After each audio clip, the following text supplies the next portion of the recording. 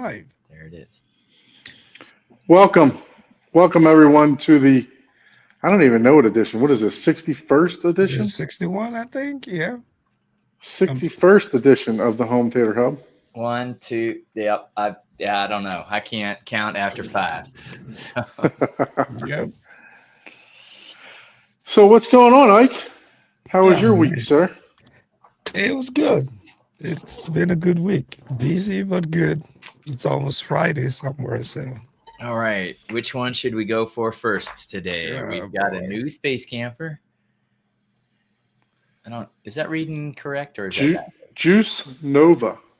Yeah, Juice Nova. We've got a T-Vice, which is a sour. And then we have Dude, a a bottle, finally. special. Dragon's Bottle. milk. Reserve.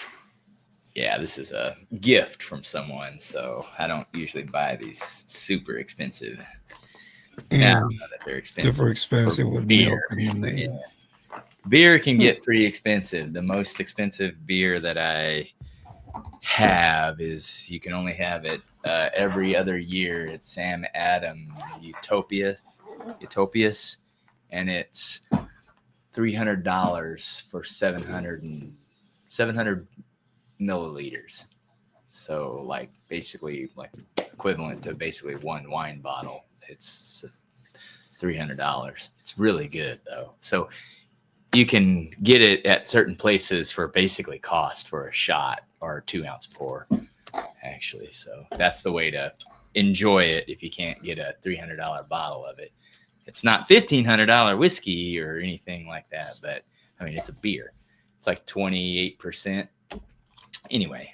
Yeah, I wouldn't pay $1,500 for anything called dragon milk. So. No.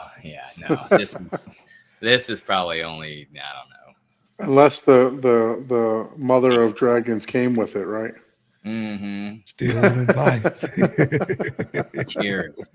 Oh man, that is very chocolate. Been watching too much Game of Thrones, I guess. Mhm. No. Guess so. I wouldn't trust that well enough. So So what you been up to, Paul, other than being gifted rare beers? Yeah. I am just finished the second to the last episode of the Star Wars. I have one more movie to go. I rewatched those from chronological or release order. I guess maybe not chronological. And after watching that and knowing some of the content really well, I was starting to think I was like, man, I need to look into a new projector or whatever, because it's just like I was calibrating it. Anyways, long story short, I was like, maybe I should change that bulb that's at 6,600 hour. You guys saw it at like 5,200, or no, you guys saw it at around 6,000 actually. So only a 600. Anyways, come to find out, changing the bulb, that's the problem whenever you can calibrate. Because you can keep calibrating and still see it and enjoy it, right? And, but it got to the point to where I kept messing with it. And I'm like, man, yeah, now it's time to change the bulb. So I measured it with my lux meter. And I went from 15 lux to 142. Oh, wow. So now it's literally, I have to turn the brightness down whenever I turn the lights off. It's like, oh God, yeah, that's what now I remember. You were straight to vivid mode, man. Yes, everything's like, oh God, Jesus. So yeah, definitely. It's like I got a new projector, and I ordered another backup bulb immediately after I changed this one. So I already had so I put the new one in, and that one, it's like, yeah, it's such a gradual decrease. And whenever you know a little bit about adjusting your brightness and contrast, especially when it comes to the colors, you can extend the usability of it. It's not the pop wow amazement of it. And probably is what I'll do is I'll change it at at the recommended like 3 or 5,000 hours for Yeah, each. that's what I was just going to ask you. What's your new threshold now since you've gone past? Basically, it's 5,000 on eco, it's 3,000 on medium, and then I don't know what it is on ultra high. It's probably And what's the cost of that bulb replacement? $330 Ooh. from the That's manufacturer. Okay, so that's an OEM. Yes, Yeah. I Oh. looked at all these other brands and stuff like that, and don't even try it. Don't even do it. They're either a bulb like mine that I literally just took out that I sent back, and yes, that's an OEM bulb, but it's also got 6,600 hours. But people will take those and recondition them, aka put them in a box and then sell them for $80. And then, it's like, you can't even use the damn thing. You know what I mean? It's not a blown out bulb, but it's, you could use it for just, text or whatever, but watching movies, where like Star Wars, especially, that's, like I said, I was like, man, something's just not right. Anyways, I changed the bulb and I was like, oh God, I should have done that a long time ago. So now I'm gonna have to revisit the whole HD thing with the Dolby Vision thing, because now I have, like, percentage wise, that's like 100% more, well, gosh, way more than that, whatever it is, like 80% more brightness. So anyway, So how about you? Like anything exciting for you this week? Yeah, I've been playing around with new stuff. So background Can you still- keep your private life out of this? yeah, we don't want to see that. That's a whole other channel. that's a Paul statement right there. But quickly, before I even go in there, shout out to everyone in the chat. We have Michael in the chat. We have CB. We have Young Wade Young. We have Scottio, who's popping in and Scottio popping should out. join in the chat. Man, he already has excuses, right? We have Rich. Rich got to join back on the live show. We got who we got? We got John. Yep. We got the family. Everyone's joining us tonight. Thank you so much. But yeah. So I've been playing with the okay. How would I tell this story, right? Last weekend, just like I went to my first ever TFW home theater get together. They've been doing it for over a year now, but I never really had the chance to go. So last weekend was the first time I went. Dude, we went to this amazing home theater. Very immersive, like really loved it. And obviously I brought my camera, so I'm working on just the video for that. And we were going through like the demos, and man, the picture quality on this stuff is so good. Like, all the demos and everything. And I'm more of a videophile, right? So that's the very first thing that drew my attention. As long as the sound is good or very good, I don't care about anything else. I just want great video. And man, this was probably one of the best. Now, he was running an NZ8 and had some old school panamorphic lens. I don't even think it was publicly released. It was one that he got from Texas Instruments. I think Jordan has done a tour of his home theater, but look, this stuff was really good. So I was capturing, and he talked about, his gear and stuff that he was using. And he talked about, the Mad VR is doing the processing and things like that. And I'm like, wow, this is really great. So I go into his cabinet to try to where he has the equipment rack, and I'm videoing, and I'm like, I don't see a Mad VR Extreme here. I'm like, do you have it upstairs or somewhere else? And he's like, no, it's the Mad VR HTPC. I'm like, no way. There's no way. I was like, nah, that's not possible, man. And we went back in and he was showing us all the processing and everything. And I can't believe how good that stuff is for the software. Well, the NZ8 is going to be from what, because you have the NZ7, right? Yeah. But So you're gonna get a step up from that. There's a color wheel also, the two projectors, and then you're going to yeah, get a lot more brightness with the panamorphic lens too.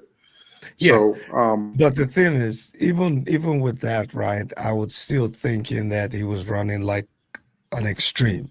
I didn't think he was running an HTPC because even when he turned it off and turned it back on, you could tell the difference is crazy. It didn't matter if the NZ8 had a Panamorph lens in it. There was still some noticeable. So I came back home and I decided to play around with it. And that's what I've been doing even up to about an hour ago. And man, that stuff is really, really impressive. Even on my NZ7 without a Panamorph lens. so the issue with that is like we talked about before, is that you pretty much have to run everything through your HTPC at that point, right? All your files and everything else have to. Yeah, I mean, you have yours set up on a NAS, so it's yeah, easy for you yeah, to just pull from there, and you have everything set up on a NAS. But for yeah. those that don't have everything set up on a NAS, it'd be a little bit difficult. So, are you thinking about building an HTPC now?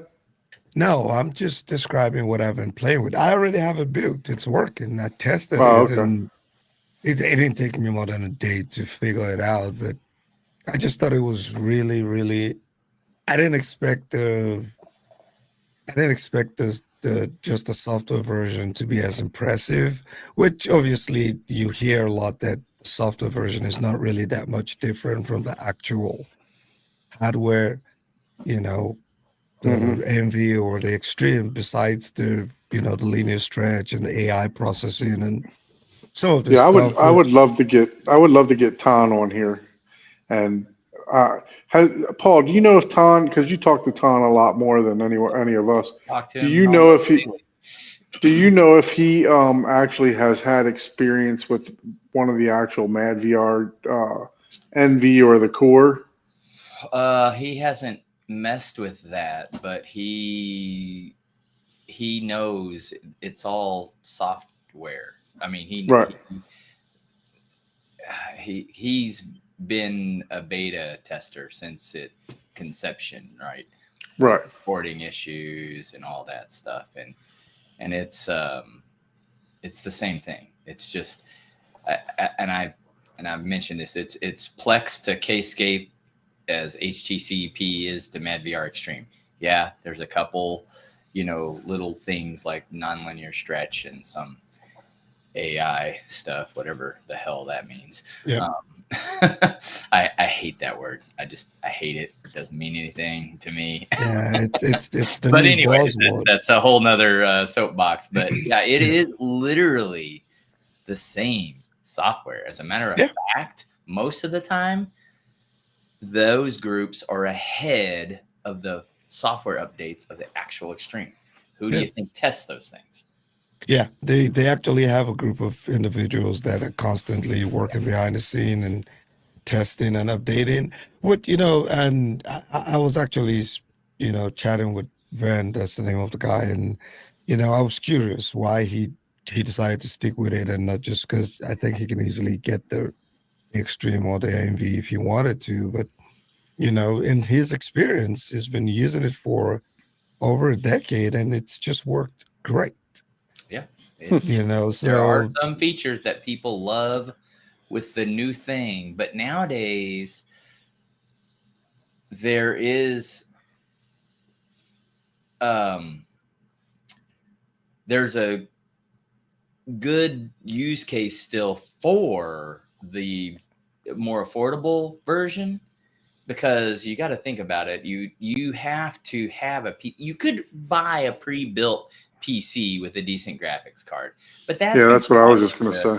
You know, I mean, who knows what that's going to For cost. someone like me that doesn't have like a heavy gaming computer, or all I have is a MacBook Pro, right? So I Yeah, mean, Yeah. you don't even it- need to have that powerful of a processor to do stuff. Yeah, you need like a 20. Like I have a 3080 sitting down my You Windows, can which buy a I computer don't from use it Costco. for anything. The 3080 has just been sitting. So I decided, oh, let me try it. Because one, I wanted to see how quickly it was to set it up. And I actually did have a chat with Tan, and we're going to be meeting this weekend for a couple of hours just to exchange ideas, take a look and see. And yeah, Sammy Prescott too. You know, I reached out to him and we've been chatting for the last 2 hours, just going through because it's, it's not the same in terms of the hardware and the software, but the baseline is the same. right. It's the same thing, just put in a box and modernized with There's no GUI, I don't think, in the, there's no user friendly thing in the software version. I mean, there's all these things listed, but it's like the very technical term for Yeah. something. And there's like 10 things that, 10 sliders, for example, that you may, oh, hey, can I make this a little more vivid on the extreme interface where it'll like, okay, let's adjust all these. Is this how you want it? Do you want it to be more aggressive, less aggressive? It'll automatically adjust all those sliders versus in the software. You got to be a little bit of a tinkerer, but you can do some very, very, very basic, things, or just copy people's stuff online. There's not that many scenarios of, oh, hey, I've got this projector, this projector, this projector. Most people have one of your projectors. Yeah, most people are either using it on the LS12000 or do your settings JVC. like this.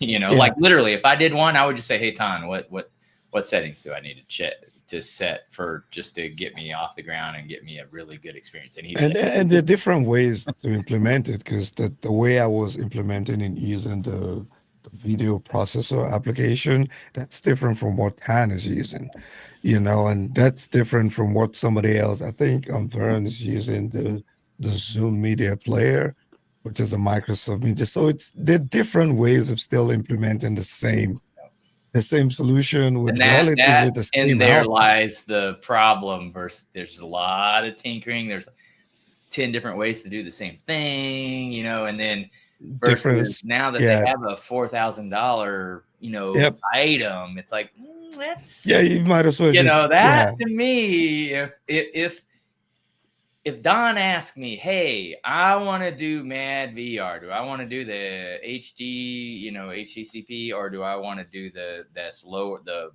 bottom end model for, this? I don't want, as long as you're willing to do without the extreme features, I would just be like, oh yeah, just go ahead and buy the buy the core, if you don't have the computer and everything, by the time you go on buying all of that, you're halfway there. Drivers, and I mean, for someone like us, we're very technical, and it didn't take me more than a day to at least just know what I was doing, and being able to see the delta in what I was doing. So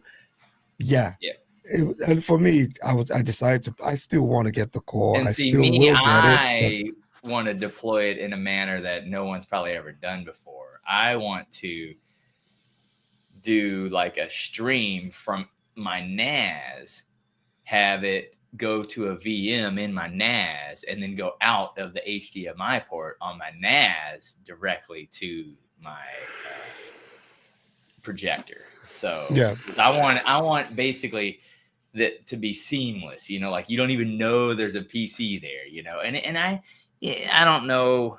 It's one of those things that should be able to be done, but it's just like, do I really want to sink time into it for?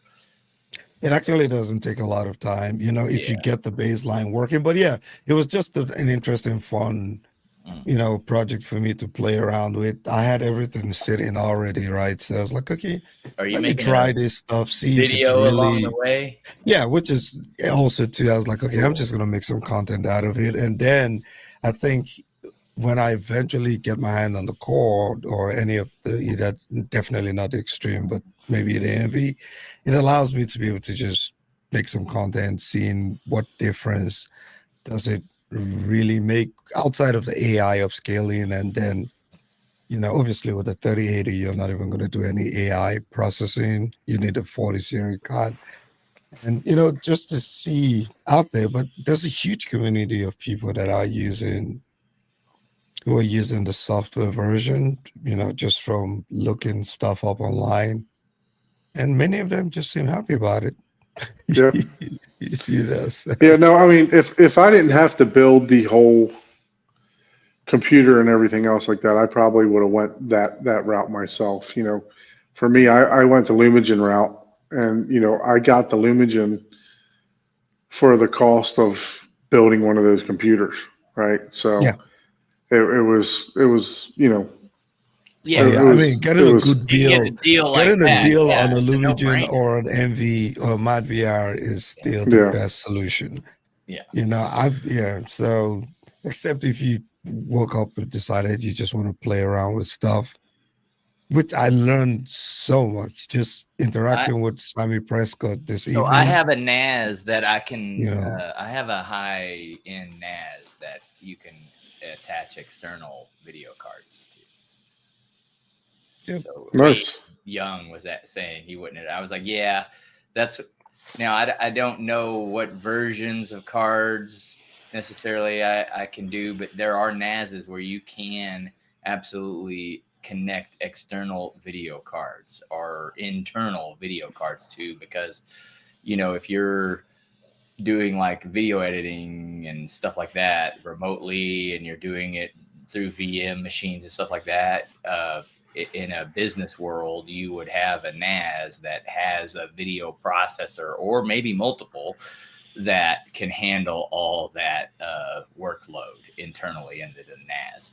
And again, that's one of those things where, okay, you have to, create either a VM that can do the graphics card and do the software, and it's all internal into that NAS. But that's the part that would be the long pole in the tent for me, because that's what I envision. You know what I'm saying? Like, hey, it's just all through the NAS, and I'm, either remoting in on my, phone or something, and I hit play, or of my devices see all the video from either a web API or whatever, and it links from the VM and just outputs from a HDMI port from here. But again, that my little world isn't like instant just buy a PC.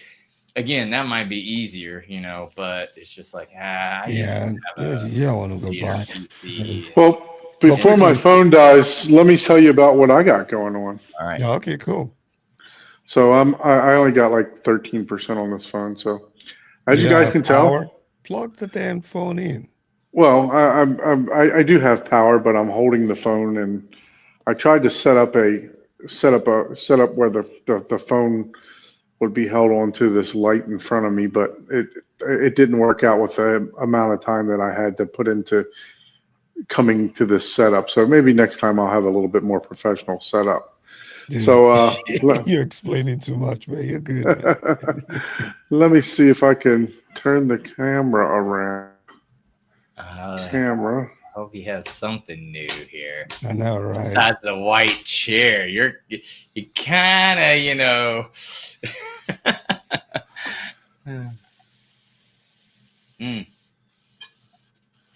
Hey, Michael, quickly, I'm using the Blackmagic Quad Link or whatever. That's what I'm using. We just lost it. The battery died. Oh. Yeah, I'm using, just to answer this, I'm using the Blackmagic, the Deck Link or whatever, the Quad. I think that's what it's called. So it kicked me out. Can you hear me? Yep. All right. So as you can see, we have a lot of the construction stuff gone. Yeah. From this this build, and the platform Oh, okay. Okay. I see is what you're saying. completely done. You're getting ready for carpet. Well, wait a minute. Back up a little bit. Step back. Where are those near fields? I still have to cut the holes out, but that's all I got to do. I didn't know if So- you just changed your mind or. Okay. No, they're going. So I got all these.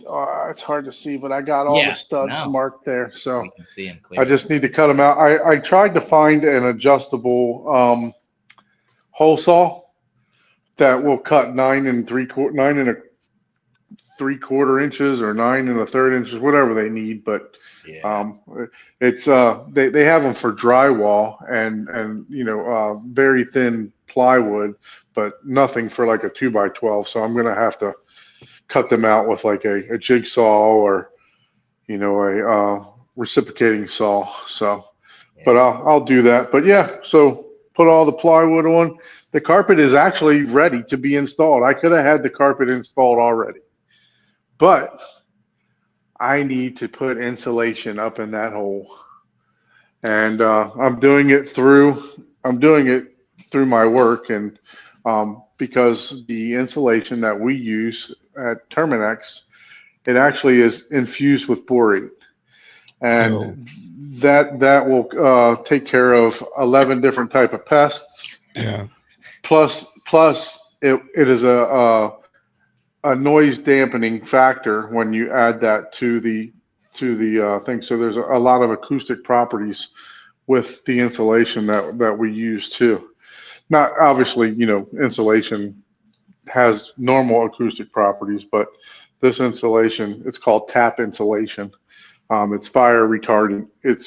You can literally hold it in your hand and put a blowtorch to it, and it won't burn you.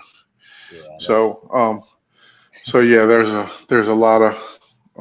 So I'm waiting to get that done. Through my company, we've just been super busy, so haven't been able to do that.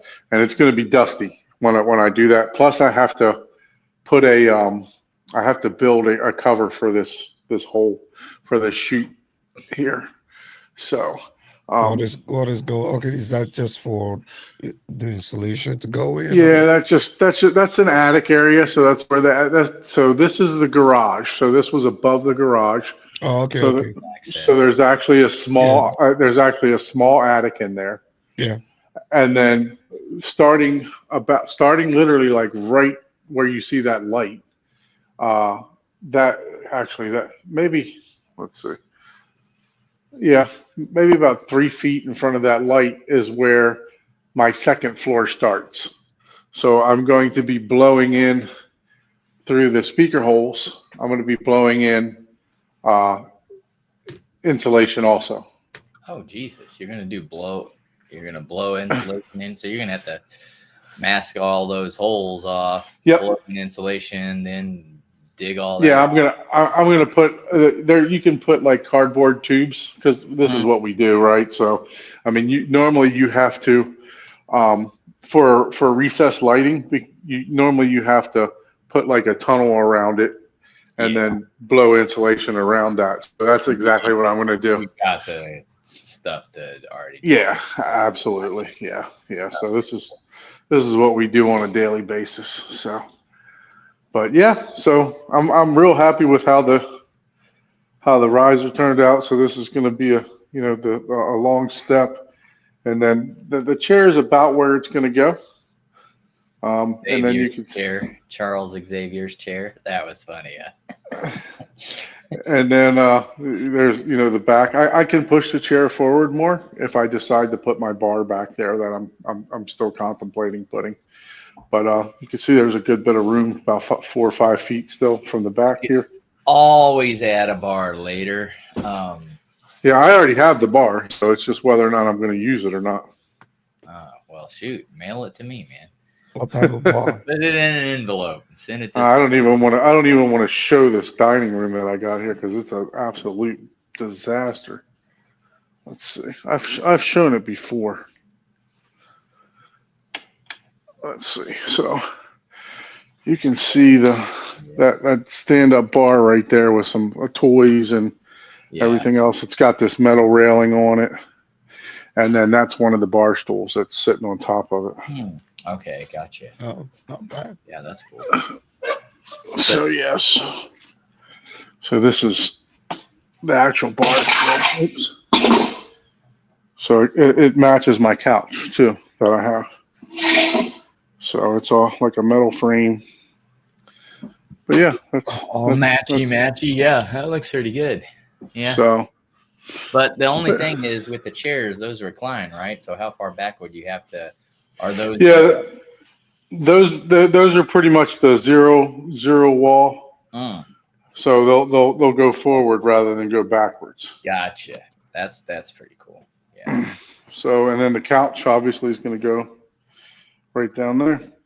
And as we talked about before, I'm going to do a cable rail starting here around this edge, probably to about right here. And then that way this will right here will all be the walkway going into the second row. Gotcha. So, because I just don't want anybody to fall off of this. Oh yeah, no, absolutely, and it'll look, it'll just look good. Yeah. So, and then you can see the front a lot better now, because I got everything out of there. It is looking like it's ready to, Yeah, you're almost there. It's screaming. So I got to put these baffles up in the wall, up in there. I don't know if you guys know what baffles are, but basically it allows airflow, so you don't pump insulation all the way to the soffit. So in Florida, you definitely need airflow in your attics. Oh yes, in every attic, whether you're in. That is true. So, but yeah. So I'll be putting those baffles up there. I was going to do it today, but I had a lot of work to do on my truck and trailer for my other business today. So, but yeah, so that's the status of where I'm at, and I'm at 9% now. So I'm going to go back to the regular studio, and we can take some questions if you guys have any questions about theater. Yeah, about the ceiling. You got a question? How does it look so black? Is it fabric or paint? No, actually, let me do this. I did want to show this, so you reminded me of doing something here. So this is tricorn black. So the ceiling is tricorn black. I may get kicked out of here, but I'll come right back if I do. I want to show you how black it is in here compared. Let's see if it'll let me. I don't think it lets you switch the cameras. It's one of those. Even the other thing did that. Yeah. So, but it looks good. I'm glad he's getting along, man. Yeah, he's got a lot of stuff. It looks like a set for a sitcom, a low budget sitcom, Michael. You see how black it is with the lights off? I mean, you can see. You can barely see anything. Yeah, exactly. And I got a light green wall. Man, I can probably do that right here. What are you talking about?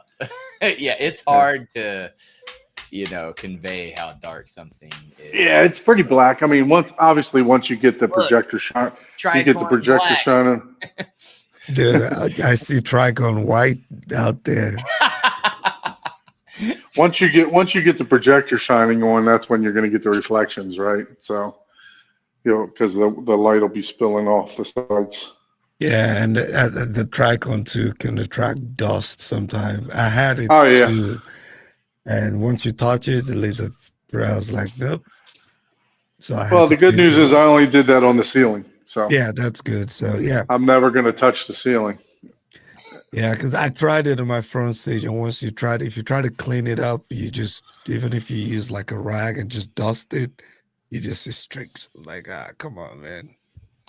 Gotcha. So it has some sort of chemical in it to where it like almost is like a crackle paint. Yeah, you don't want to clean it. You don't want to. Gotcha. Okay. You don't want to rub anything across it or scratch it in any way. Yeah, the problem is that I did before I had the electricians put these lights in. I had them paint, so I got some areas that I'm going to have to touch up and even up here and these lights here, you Yep. can see some. I don't know. Behind the You can see screen. some I white. don't know that I'd worry about the ones behind the screen. Yeah. So, But but yeah, in some of the areas out there, yeah. so yeah, I'm still figuring out what I'm going to do with this door. If I'm going to put another door. Just do it a Um, double door, man. yeah, Biddle, that's what I was thinking. But yeah, either the solid core door, I got to buy one for back here, and each one of them is $800. Dude, So what kind of solid core door is that? Just get a regular solid core. it's no that Is it you like a movie theater door or what? it's a lot thicker than the one at Home Depot. It's Where are you it's getting much. it from? It's from a door store here in Boca Raton. a So door, Okay. a so door. they do doors and windows. So Oh, okay.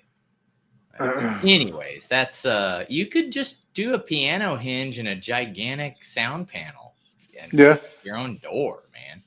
Like seriously, yeah, that's what I thought too. Just that's I what mean, I would do. Like just because then it would eliminate any drafts, or not that there's drafts there, but it'd be that much more insulation. Because as good as a door is, it's not as, especially a door like that, because they're more for fire and stuff like that. All your yeah. external doors, they don't have as much like air gap for sound. I was gonna refer to my resident carpenter Seabig. Oh So let's yeah, yeah. see what he thought. Well, he's like, whatever you want, he can make it happen.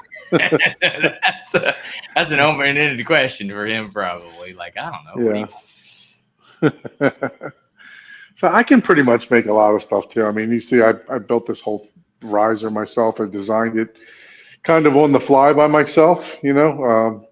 I was just going to do it straight across the back here to where, you literally walked up a step as soon as you walked in the door, but I didn't want people to be tripping as soon as they walked in. Right. So, I mean, I think I'm not as good as Chuck, but I don't think think I can. anybody's attesting to that, but yeah, we're I mean, if you think about it, I built everything in here by myself. yeah. So No, it I looks good. literally had no help other than a person helping me hang drywall on the ceiling, just holding it while I screwed it. So, no, I did pay somebody to come in and finish the drywall. Yeah, you'll be fine. You probably end up watching most of the movies in there by yourself. So it's just prepping The you for the topic. future. The topic that you were talking about. I think you sent us something. I guess we're going to have a topic now, but maybe somebody requested. What does it take? To what are the plans for or what do you need to think about when building a home theater, right? And I was Yep. thinking, Yep. make sure that you're passionate about it. I'm just going to say that, because this is a long project, right? And the more and more I think about it, I started this when my son was younger. And the more and more that I think about it, my son's now 5. So I started it when he was 1 year old. So as he continues to get older and starts doing sports and doing school projects and doing everything else, am I going to have the time that I once had when he was younger to watch, to put the amount of money that I put into this? You know what I mean? To actually get the use out of it. So Yeah. make sure that you're passionate about this and it's something that you really want to do, because you can, by all means, instead of building a dedicated room, you could get very good results like Paul did in his house without having to build a dedicated room. Yep. That I So, agree. so if you find yourself, at the end of your career and, all empty nester and you got tons of time on your hand, by all means, I'd say 1000% jump in and do it. Right.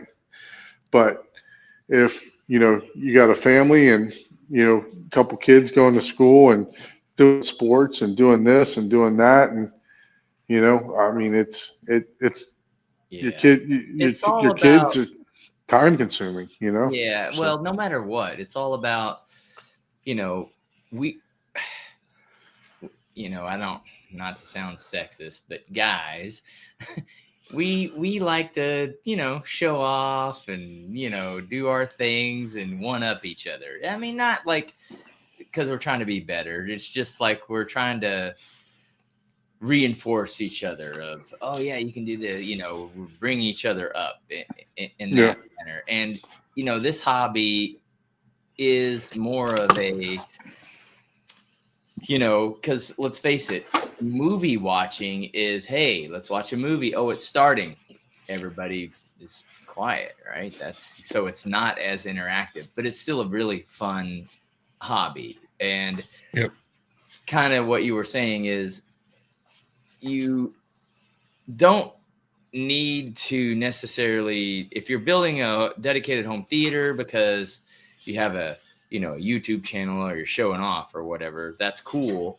And if you enjoy it by yourself, right, and you, that's your alone time, then yeah, absolutely do a dedicated home theater. But be very cautious of that, because even people that are big time YouTubers, people that have $1 million theaters, people that have, you know, it's like, you know, somebody might build a, you know, a $250,000 football field in their backyard and they played football twice on it. You know, it's Yeah. like, are you really into that? That's the thing, versus like what I did, because I've done those mistakes before, right? It's not because I'm, you know, I know better. It's just like, oh, fucked up many a times. It's like, I'm not building a dedicated home theater because I know damn good and well if I do, no one else is going to be in that damn thing. You know what I mean? It's just, it's going to be me, myself, and but what I did was I went for, and this is kind of the trend now. It's starting actually as an entertainment space, right? Yeah. I'm making an all, you know, just like, so when and if I have parties, you know, and I love that. I love that fact. And I use both of my spaces. I play more pinball than I do a lot of the arcades, but I have my arcade little room and I play the pinball machine more than anything. And then, you know, the theater, we pretty much use that as our TV. So I'm going to have to obviously buy extra bulbs for that. Now I know how much difference the, you know, 600 hours versus, you know, 0 hours is. I mean, that I'm telling you, I literally was like, oh God, I mean, blinded compared to what it was. But what is it? That was the question. What does it take? What are the, So what would be our advice? So you have a blank room, right? yeah, let's say you want to build a dedicated space. Yeah, you Well, want to do a DIY. well, there you go. You have That's a the blank question. room. What are the things? So I'll do this. So I'll just try to moderate it, right, so that we can have clippable moments. So you have a blank room. What are the 5 things you would consider if, you know, you walked into your new home, your new rental property or whatever, and then there's a blank room. Let's just say a 13 by 13 or 13 by 10 space, right? What are the 5 things that we would consider, you know, if we want to build a theater in there? And it doesn't have to be dedicated, right? It's just a Well, space. that was going to say, that would be my first question is, do you want, number one, do you want it to be a dedicated theater only space? Or do you want this to be an entertainment space where, you know, everyone watches movies and converses while you're watching movies? Yes, you can always, everyone can always, like, dedicated is, hey, you have rows of seating, you know, that's what I'm going to just define that. And it's an enclosed space. There's really nothing else in the room. If you need to go to the bathroom, get drinks, do whatever, you've got to leave the room. The space is literally dedicated seating and a screen. as far as perception.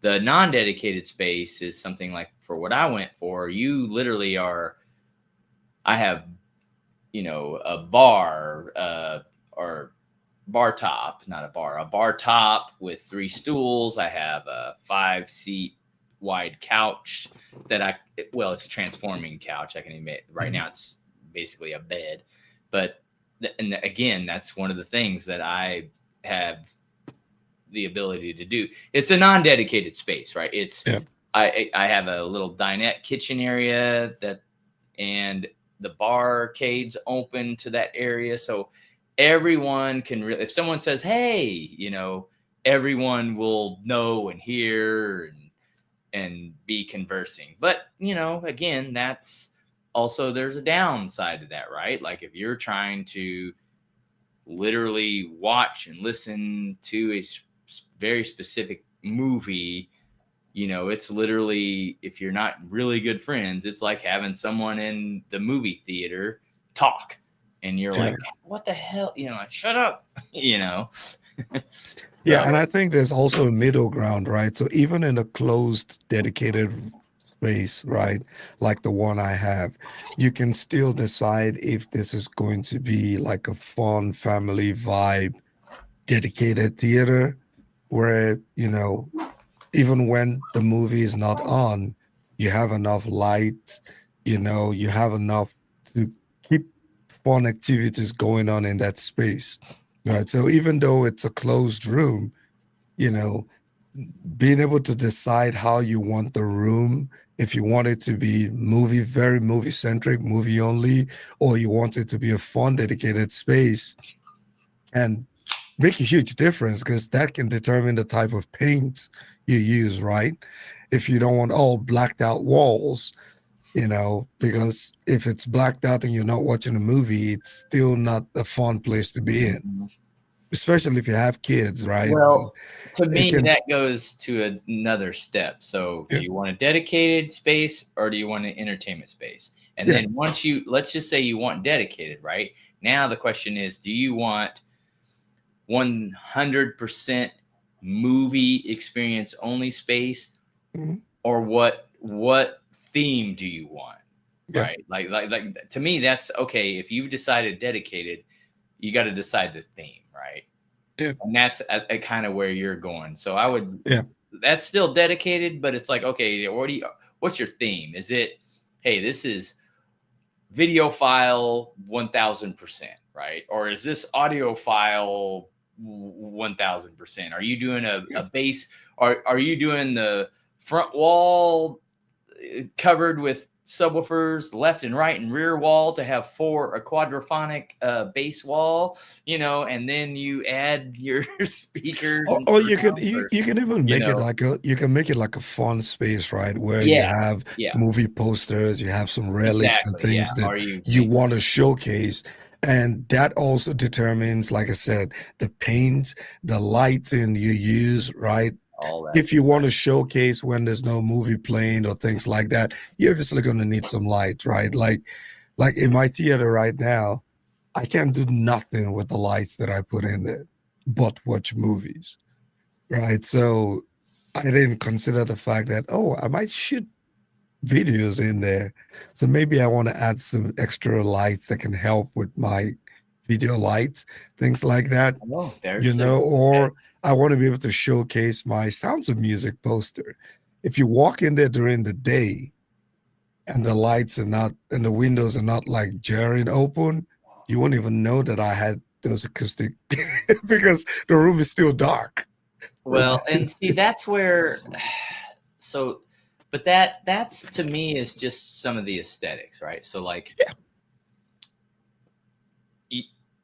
let's just go down. So my first question is, you want a dedicated space or do you want an entertainment space where it's, and when I say entertainment space, it's more of a, hey, this is where a lot of people are going. It's not closed off. It's, it may be in the basement, but it's open to the pool table room type of deal. That I would still call it an entertainment space, right? It doesn't necessarily have to be your main living room or anything like that. Just like, but let's just say you went with a dedicated theater. as far as all the lighting and all that stuff,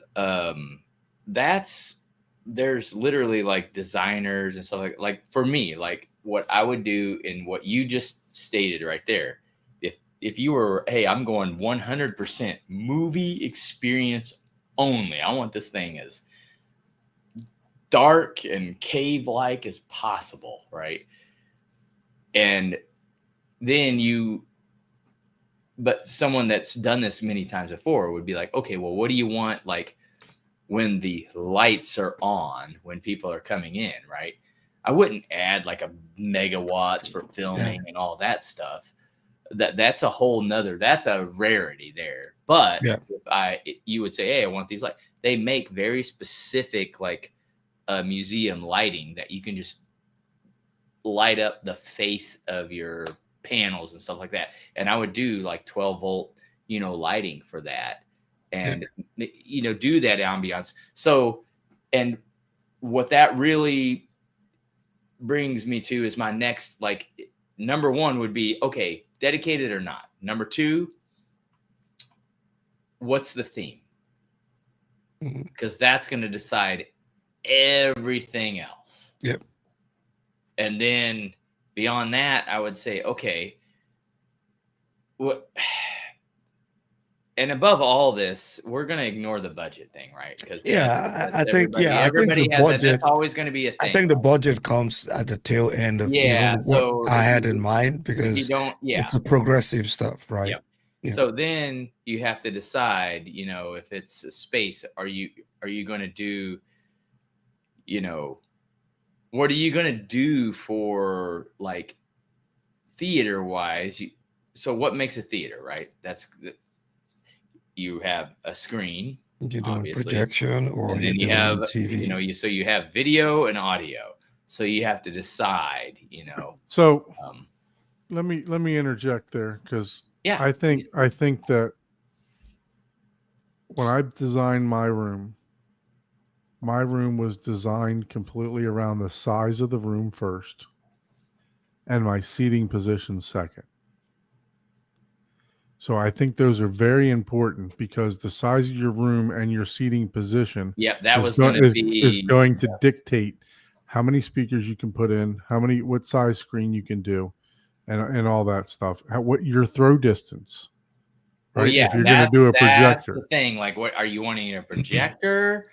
Are you wanting? That was gonna be my third thing. It's like, okay, so because what size screen do you want? Because that determines. I think that also can determine your sitting position. Because if you say I want a projector screen, your sitting position is going to be different from if I currently already have a 98 Sony TV and I want to use it in that space. It also depends, because you got to remember, a lot of people, like the room I'm in now, my office is only like 9 by 10. Like how, what's the biggest? Let's just say I decided to make this a dedicated space. What is literally the biggest? With the closet build out right here, I literally only have a 9 foot. 9 foot is as wide as the screen I could get. What's the biggest screen I could get?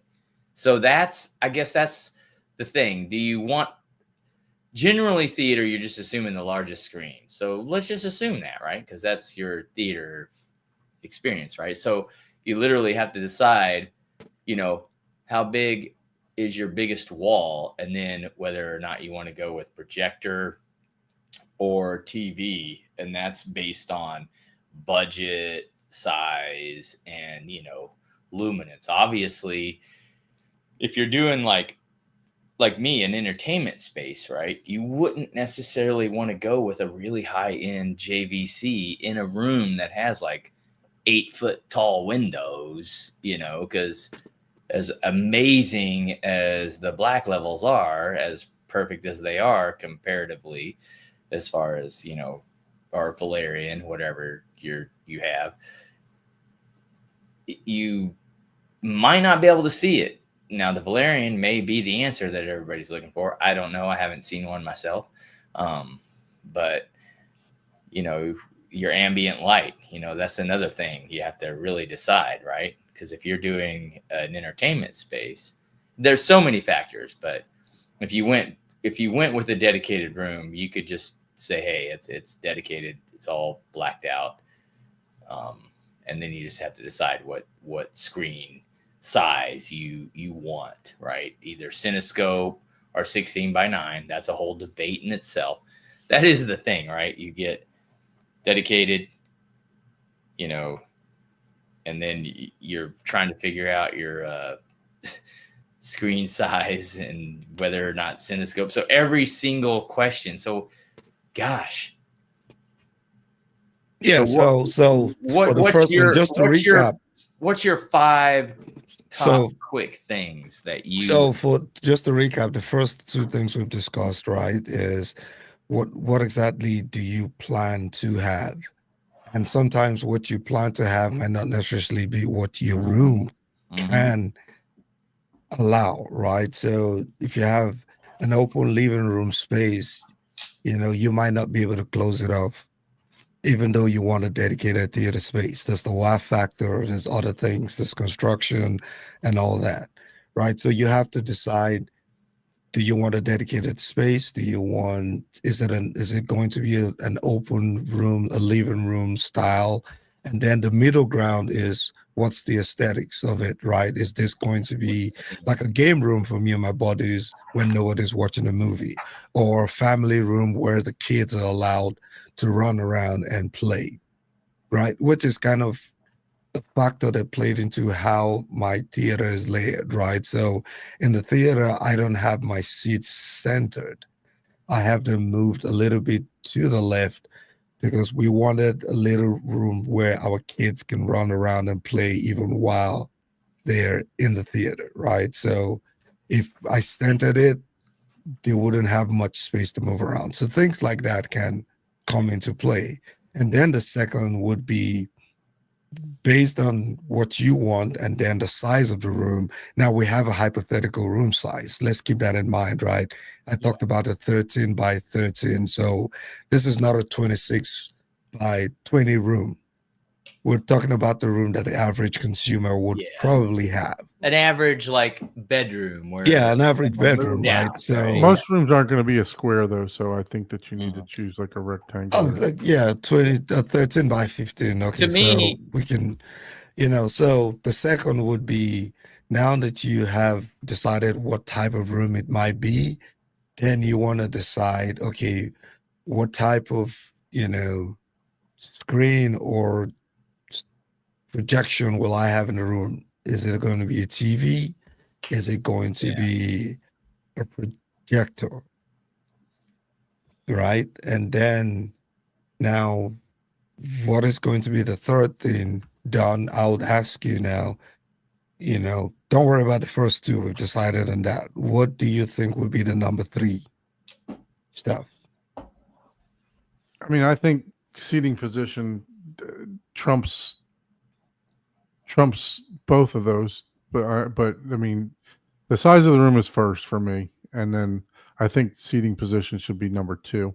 Okay. Me personally, because that'll determine what type of that first of all, the size of the room is going to determine even if you can go projection, right? So you're going to have to go ultra short throw, or you may not even, you can do, most people can do ultra short throw or short throw now, but do you want to do ultra short throw and lose the contrast and everything else, or do you want to get an OLED or 100-inch TCL, right? So size of the room to me determines projection or TV, and then that determines seating position, and then after that, then the speaker placement.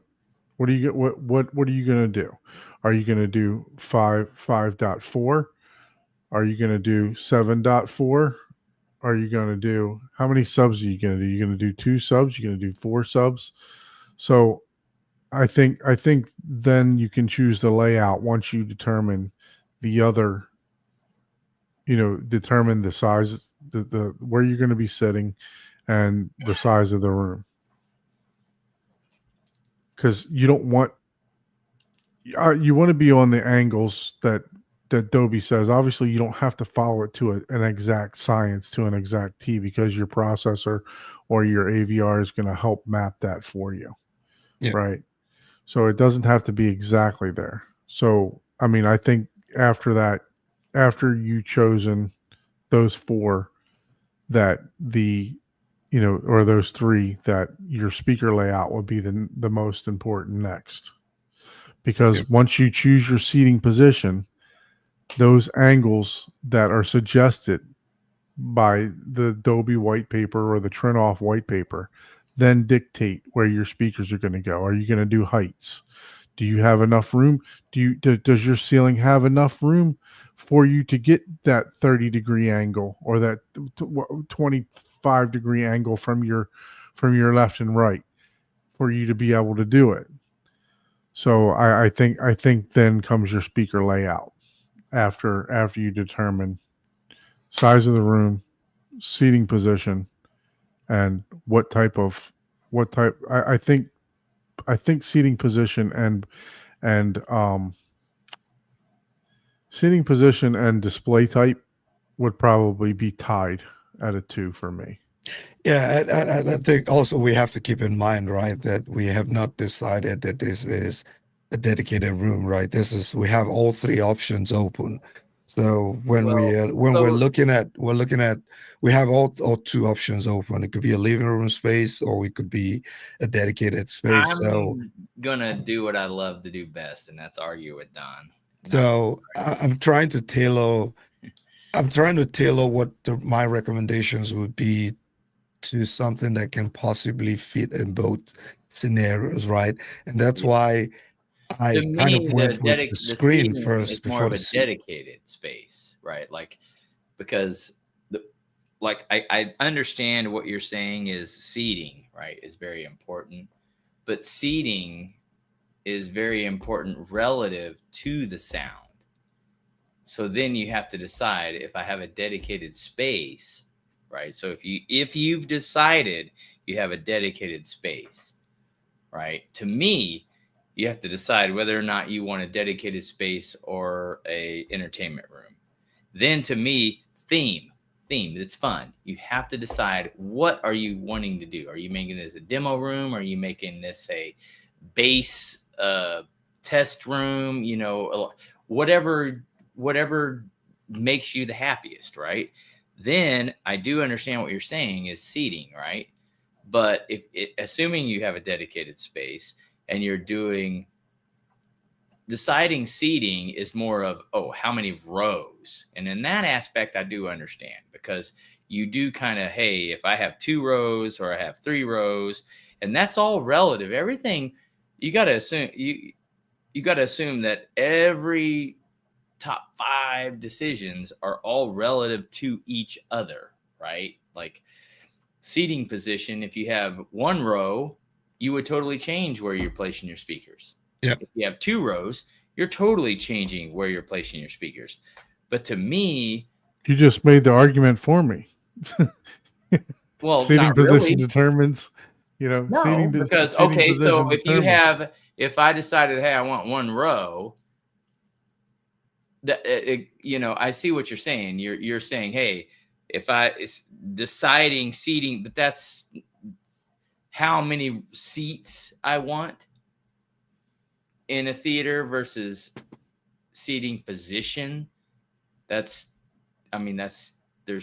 a delineation there, but I understand what you're saying. Look, I've had both, right? So I had a setup like yours, in my living area, which at that point I'm not moving my couch, right? The couch is staying where it is. Mm-hmm. Yep. So I could see where you're coming from when you're not talking about a dedicated theater, right? Well, let's say you had 4 rows of seating. Okay, now how's that changing what you're doing? Now we're outside of our theater. Remember, we have a scope in mind. There's a reason why I placed that scope, right? So let's keep one thing in mind, right? We're talking to the average consumer. Well, the average we're not talking not going to have 2 rows of seating. We're not talking to the average person is going to have Now, I mean, if he has a dedicated maybe a space, lot I will say he most of the can. theaters that we see has two rows of seating. Right? They go up against the back wall, which is not ideal, but you compromise, right? So yeah. Well, that's just adding a second row, though. At that point, right? Yeah. So what I'm trying to do is I'm trying to keep it, simple enough, right? Not necessarily very in depth and technical. The problem right? is So that that we're not confusing, because with what we've just explained, right? Yeah. If that individual was sitting and just listening to us, they're probably even more confused now. Yeah, no, the problem is that it's Right. it's every case is different, right? Every room is Yes. different. Every so that's what there is no right answer for this. Well, but there's which is why you want to give the areas that they can look into, right? We're not giving them the specific set of instructions. We want to say, consider what type of room you want, consider what type of screen you want, right? If you already have a 98-inch TV, you might not want to go get a projector screen, in that room size. I see that I think Big Jack had talked about the type of projection. People use drop-down screens. So even in a space like that, you can still use a drop-down screen, right? That is not necessarily prominently on your wall. You could use a shot-through projector. So we're trying to just recommend basic steps to basic things to look at. We're not necessarily trying to go into the, into the visual diagram per se of the specifics. Yeah. And that's why I was like, you got to decide whether it's dedicated or, entertainment space. And then you have to decide the theme, because let's face it, it's a hobby. What are you trying to, there's an awe factor in everything you do. Your car, the paint that you have, the color, the add-ons you do. Theater is the same way, because your average person that comes into your theater doesn't give a shit about your equipment. Not a damn it doesn't. Model number, brand, nothing. Means nothing at all. Minus a billion points. You are a nerd. You are a loser. What the fuck are you talking about? But you have a theme. You walk in, someone's going to be like, oh shit, dude, I love Star Wars. Oh, or whatever it may be. Again, dedicated or open. Seating position, again. Okay. Here's the argument to a theme, though.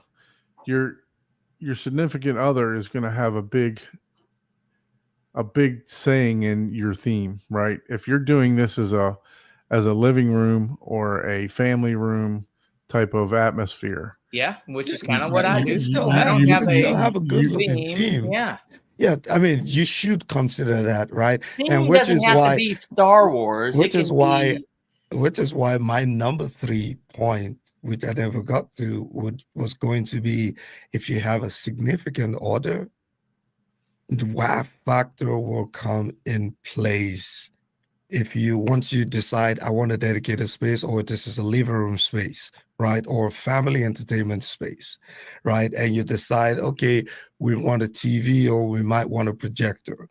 The WAF factor would also help determine that number 2, because if you don't get WAF approval to put a projector screen, you might end up with your 65-inch Sony, which is not bad. Right, or you might end up with a 98 Sony TV. So my number 3 would have been, for someone who's just trying to get into this, right, for the very first time, my number 3 would have been, if you have a significant order, you have to find a way to bring them along. And then, it gets more complicated if it's a living room space. If it's a dedicated room, that might even be number 1. Like who? You changed my mind. Number 1 is going to be, who's this for? It's my assumption. It's for whoever is asking. Is it right? for the family, or is it for you? I mean, we always say it's for the family so we can buy the gear, but it's usually just for us. Well, that's true. I'm just saying it, but that's gonna veer theme and the room. What number one, who's it for? Is it for you? Is it for showing off to your bros? Is it for showing off to, YouTube? That's a whole I'm literally changing my thing. Like, who's it for? Okay, so we flogged the top three, right? Let's just put it there. So what will be your number 4, Paul? What will be the 4th thing that you would consider now that you have? I mean, honestly,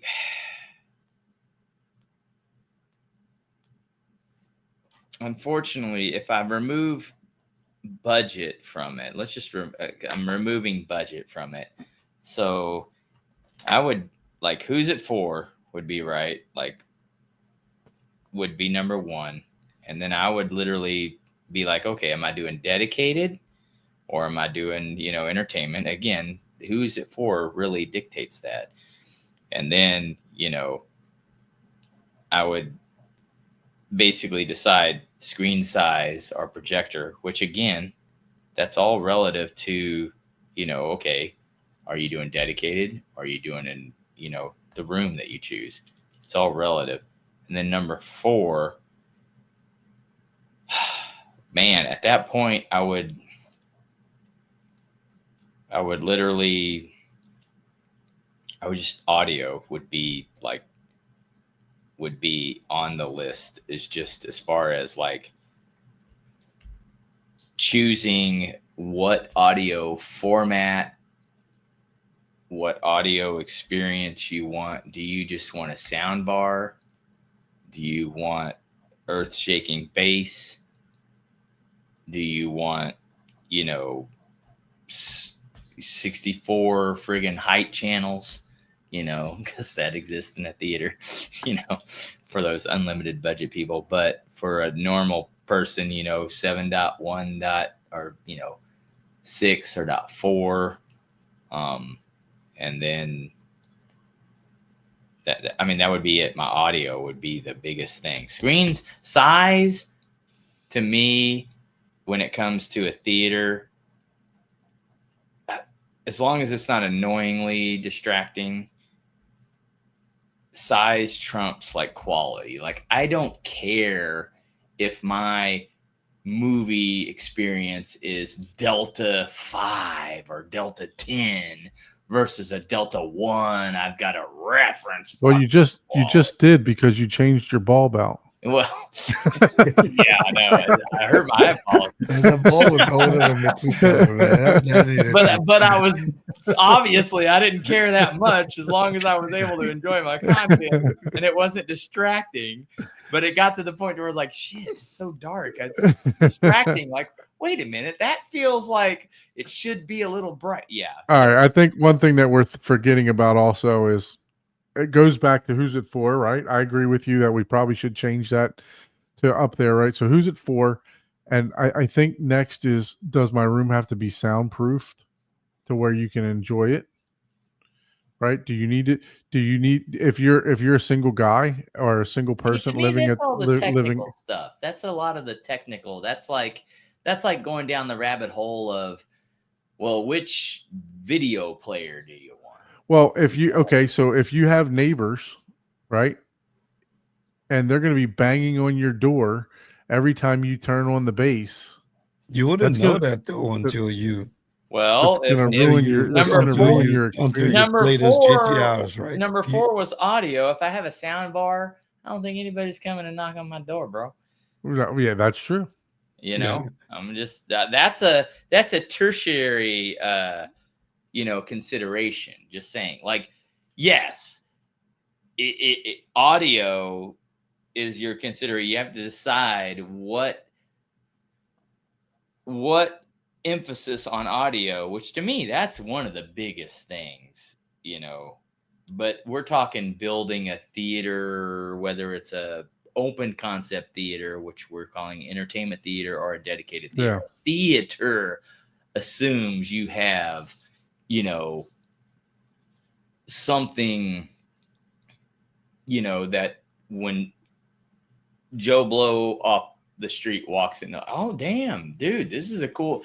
They want to sit down and watch a movie, or let's just say they don't want to do that. Like, man, I wish I could watch a movie at my house with this setup, you know.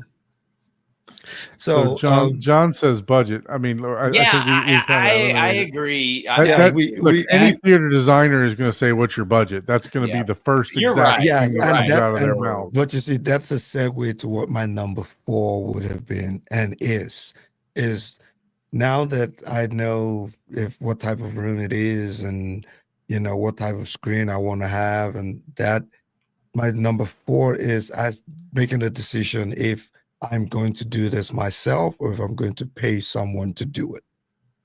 Yeah. Well, I think to me that would fall as my number 4 that's point. Where Big Jack and he's saying, hey, if you don't know the use case, you're spinning the wheels. Or like John, I agree. Budget, you're right. Budget's number 1. I mean, now in the real world, budget's number 1. The reason why I asked us not to put the budget in play was because that to me it's the correct number 1, but it's the number 1 that gives you the ability to escape from everything else, right? Saying if you don't have the budget, and I agree. To me, there's not even 5 things though. If you remove the budget, right, because it could be pennies, right? To me, like I said, it's we renegotiated the whole like, hey, who's it for, right? Yeah. Then where's sound off in the chat? Give us your 5. Where's it going to be? If I do, but you see, if I do my number 4, which is determining, if I do the number 4, which is determining if I can do this myself, or if I'm capable of learning to do it myself, or I will have to pay someone, that drastically changes and helps me determine what type of budget now I will put. If I set my budget first, right, and then come to number 4 and decide, okay, you know what, I can do this myself, or I have to pay someone, that takes me back to readjust whatever I had decided as possibly my budget being in number 1. Right? Because I like what Michael's saying. He's saying, hey, he doesn't think budget's number 1 because you can always upgrade. Yeah, and which is another point why I wanted budget out of it, because this is going to be progressive, right? So we're not building an but when people theater. First say, hey, I want a home theater, they don't want to. Like, I mean, to me, there's a huge difference. I get that. That's kind of a cop out, right? It's like, hey, if someone says, hey, I want a home theater, I want to watch a movie next week. Yeah. Or let's say there's a huge difference between a $2,000 budget and a $10,000 budget. Yes, huge difference. Huge difference. There is huge difference. But there is, right? But if it's not, hey, I want a dedicated home theater in 10 years. Right. That's but you can still, you can still have a $10,000 budget or even a $50,000 budget. You can have and go the DIY route and still have a horrible home theater.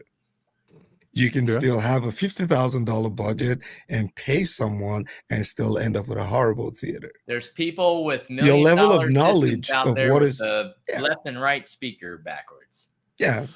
Look, when I was ignorant in this, I actually went to a place here locally, and I had them spec out knocking down the wall, build everything out, and do everything for me. And back then, it was 2020. They quoted me about $45,000, but I didn't let them do it because of the equipment that they chose. Right? They chose an AVR, and I was like, I don't want an AVR. That's not what I want. You know what I mean? But I was ignorant to some of the stuff, right? An AVR can do just as good as any processor, right? As long as you have a good AVR.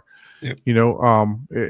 I wanted power, I wanted external amps, I wanted all kind of different stuff. So because they didn't go that route, I was like, no, I don't want somebody to do this. I'm going to do it myself, save the money, and drag it out for 3 years. Yeah, and all of this is assuming, because if you remove the word budget, right, this is all assuming you're doing all of this yourself. I mean, it might not be. I mean, you don't necessarily have to get to do everything yourself, right? There's certain areas that you can choose to DIY, right? And if you have a living room space, you might not need to do any construction, expensive construction. Yeah, again, chances are you're not painting a living room space. Chances are, you're probably just going to need, if you're doing a living room space, that's when you would, for me, I would play into the budget saying, okay, the type of speakers you choose and certain things might go a long way to make a difference. But I'm just looking at this as, the person who asked me this question, right, is not someone who is much into the home theater space, right? So I'm trying to take that perspective of saying, well, there was an amazing expectations. That's just it. Yeah. And that's why budget should be like, I guess the first question is, what do you think a dedicated home theater? What do you think a home theater space is? What do you envision? Yeah. That's the first question, because there's a big difference between if someone came to me and said, "Hey, I want to build a dedicated home theater." Okay, what do you think? My first question: what do you think a dedicated home theater is? Answer that. What is a dedicated home theater? And I think that's kind of it. I think that question, or a home theater, not dedicated. Dedicated assumes a dedicated room. I think that question will fall into the question of what type of room do you want, right? And I think when you're having that conversation, that's where someone is going to tell you, someone who has a living room space might tell you, oh, I want a dedicated home theater, right? And if they're speaking to you, your response might be, well, a living room doesn't necessarily fall into what we would define, dedicated, quote unquote, would be dedicated, right? So I think that question will be answered in that initial determination of saying, look, given your room is the one thing you can't change. If it's a living room space, you can change it's a living room space. If it's a game room, like my room was a game room, right? And I closed it up. Yeah. Right. So that's just it's possible. That's what I'm saying. Everyone says, "Oh, you can't change." Yeah, you can. You can take if you 2 bedrooms and make them into 1. Yeah. If you're not renting, right? You can. If it's your property, you can. Yeah. And you get WAF approval, you can change the whole room, and you can do like Don did. Tear down a wall that probably shouldn't have been torn down. I don't know if this trend. The trend of the garage. Well, I checked to make sure that wall could come down with several architects. So yeah, no, not that it could technically come down, but did you really need to expand it, which is a different conversation, right? Yeah, and I've talked about that before. If I had to do it all over again, I would have ran the 12 and a half foot wide by 18 foot deep room that I already had, and it would have been done in a week and a half. Yeah, but you see, that's part of how you see how simple you kept it, right? Yeah. That's kind of what I want us to be able to. Yeah, that's how shallow I want us to keep it. Right? I decided room, and then theme, because. So what will be a number 5, Don? What will be a number 5? So let me talk about this real quick. Big Jack says do a series. Yeah, we'll do 10K. That. So somebody else has already done this. I don't really want to steal their idea. But who's done? Ryan and Jonathan, they've gone through several points of this of what equipment they would choose and at different price points. I think it would be a fun idea, but I do want to give them accolades for if we do something like this. I didn't know that they did that. Yeah, I didn't even know they did that, but you wouldn't be stealing the idea, except if I think our opinions would be very different, right? Because of where we are. It's like, what would you do? So my number 5 would be what I guess I'd start going into equipment, because and mainly speakers, right? What type of speaker do I want to hit reference, right? Am I trying to achieve it with, obviously with, no budget we're talking about? Am I trying to achieve hitting reference with in my theater? And one thing that I want to address is somebody made a comment on my channel 2 weeks ago. I didn't respond to it because I wanted to save it for maybe a topic, but it kind of falls. It says it's 2025. Can we try to separate theater specific speakers from full range music speakers this year? We are definitely at that point, and everyone is buying the wrong speakers for their theater. So the question that I have is, do you think that there's a theater speaker versus a general purpose or a musical speaker?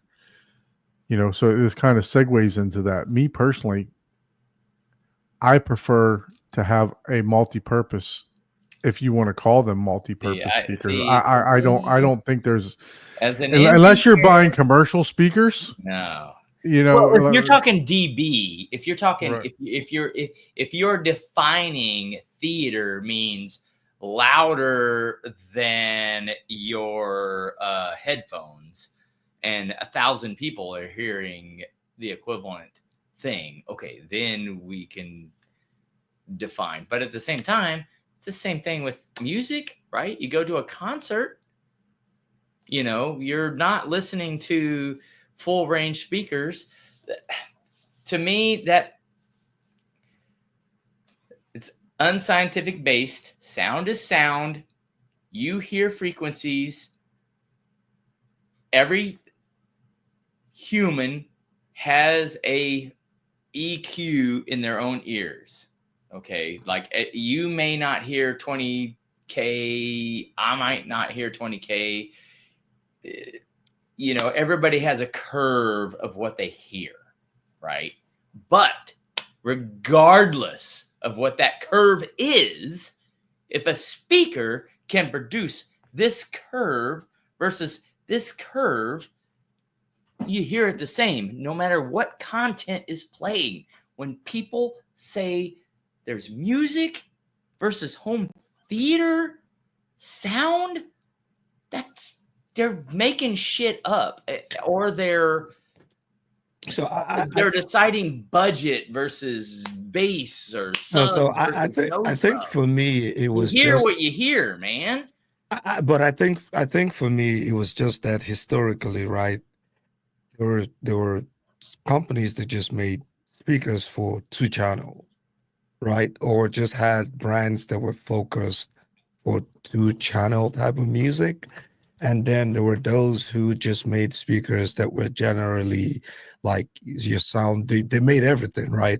They made the surround speakers. They made the LCRs that you could put in your front stage, while some people only made speakers that were just sold in pairs, right? But now you're starting to see some of those companies that made speakers for a particular purpose, right, trying to now cross over, and then let's just say a company that was known for making speakers that were used in a home theater environment is suddenly now making speakers that are now branded as both for home theater and music, right? So I think there was a historical trend with that, right? So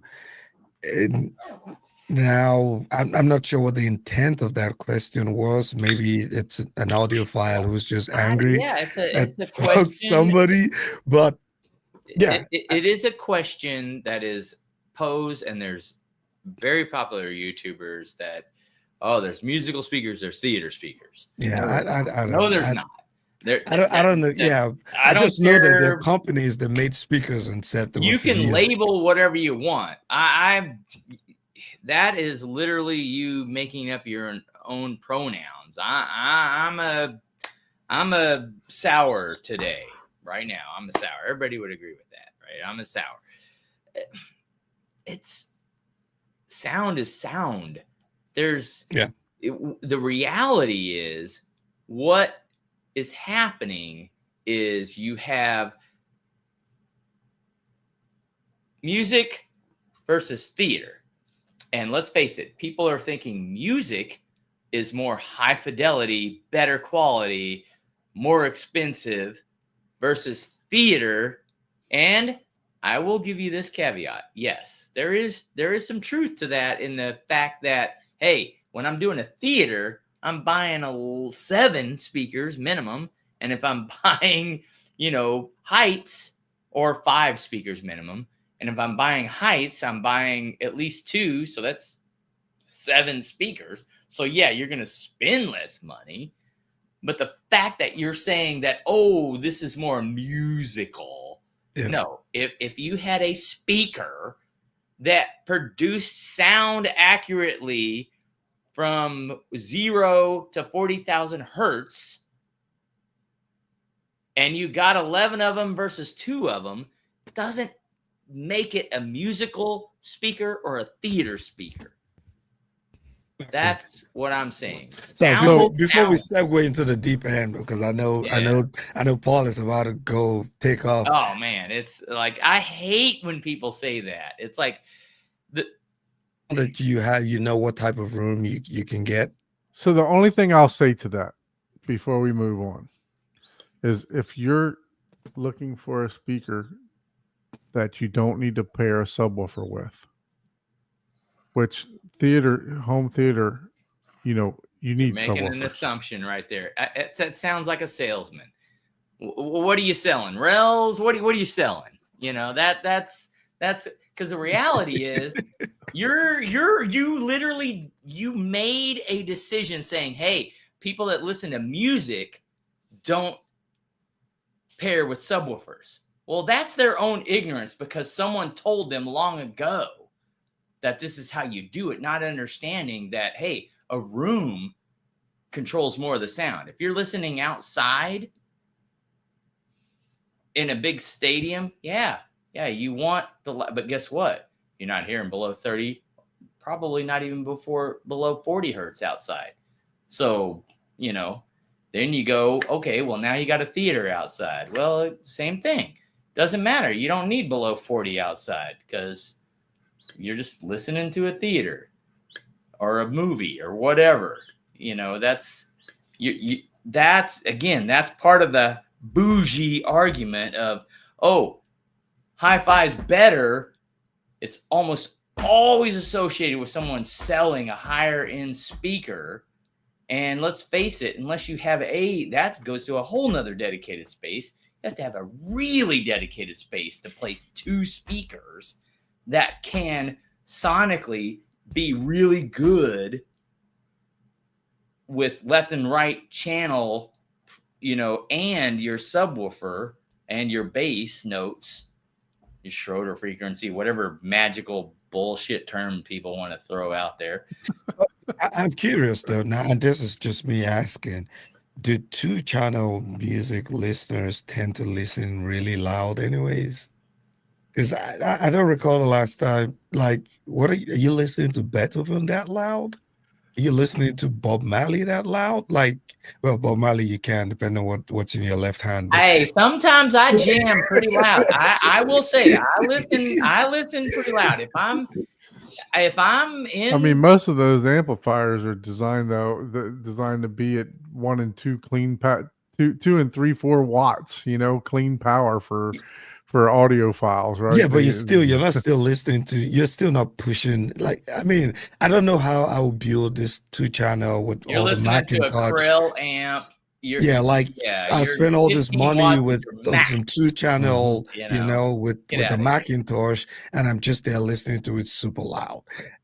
To me, it just doesn't fit the aesthetics, except, like I said, I have something in my left hand and I'm listening to Bob Marley.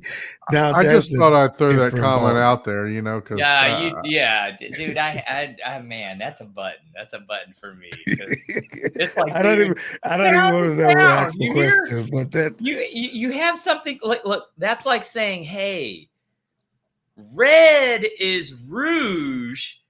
If you're, if you listen to, if you like music, red is rouge.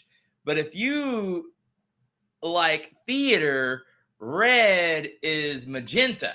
Like, what the fuck fuck are you talking about? Red is fucking red, motherfucker. Now, if you're colorblind, this is not a family-oriented show today, apparently. I was just about to. That Dragon's Lair put an ass whooping on Paul.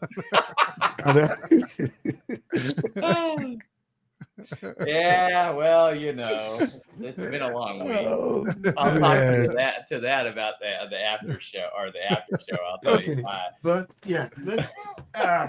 I just grabbed this. I got a package in the mail. Do I have space? So we didn't get to your number 5. My number 5, I said, was do research. I said that, but you guys were so carried away with, with music speakers. But I said, now that you know what type of room. So number 5 for him was the audio, the speaker. Yeah, mine was choosing the proper speaker. Yeah, mine was now that you know this top 4, do some research, right? A lot of research. And part of the reason why I say that is there's this channel that I stumbled, a video I stumbled on YouTube where, they were doing some upgrade to their home theater, and I plan to reach out to the guy just to invite him on the show. But the upgrade that he was going from, they had a dedicated theater and they completely covered it with, the fluffy foam that you can get from Amazon, those 2x2 squishy ones. And the entire room, the whole ceiling, the whole wall was completely covered with that. And when I saw it, I was like, ooh, who does that?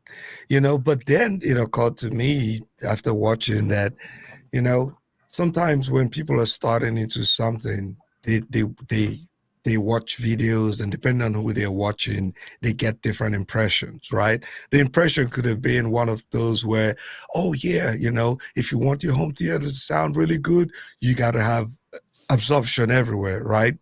And then as a result of that information, they go buy this stuff and completely cover the room, right? And now a couple of years into the future where they probably now know better, they literally had to take everything down and literally had to use, a second set of drywalls because, when you glue those things, there's no way to cleanly get them out.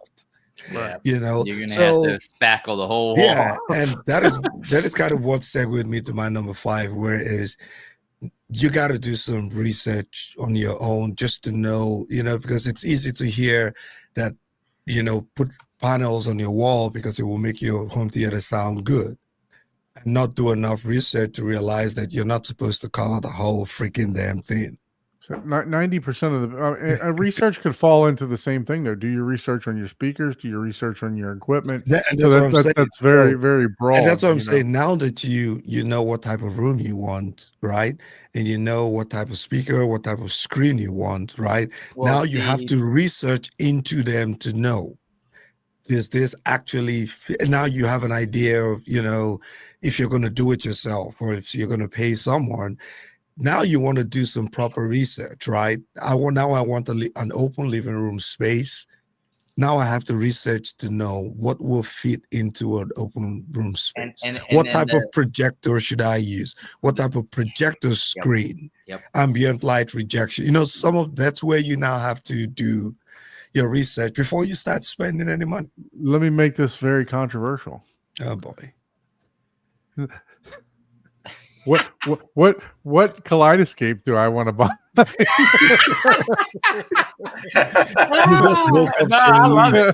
You just woke up Shane Lee from his sleep, man. Back to what Ike was saying. So Shane Lee just woke up from his sleep now.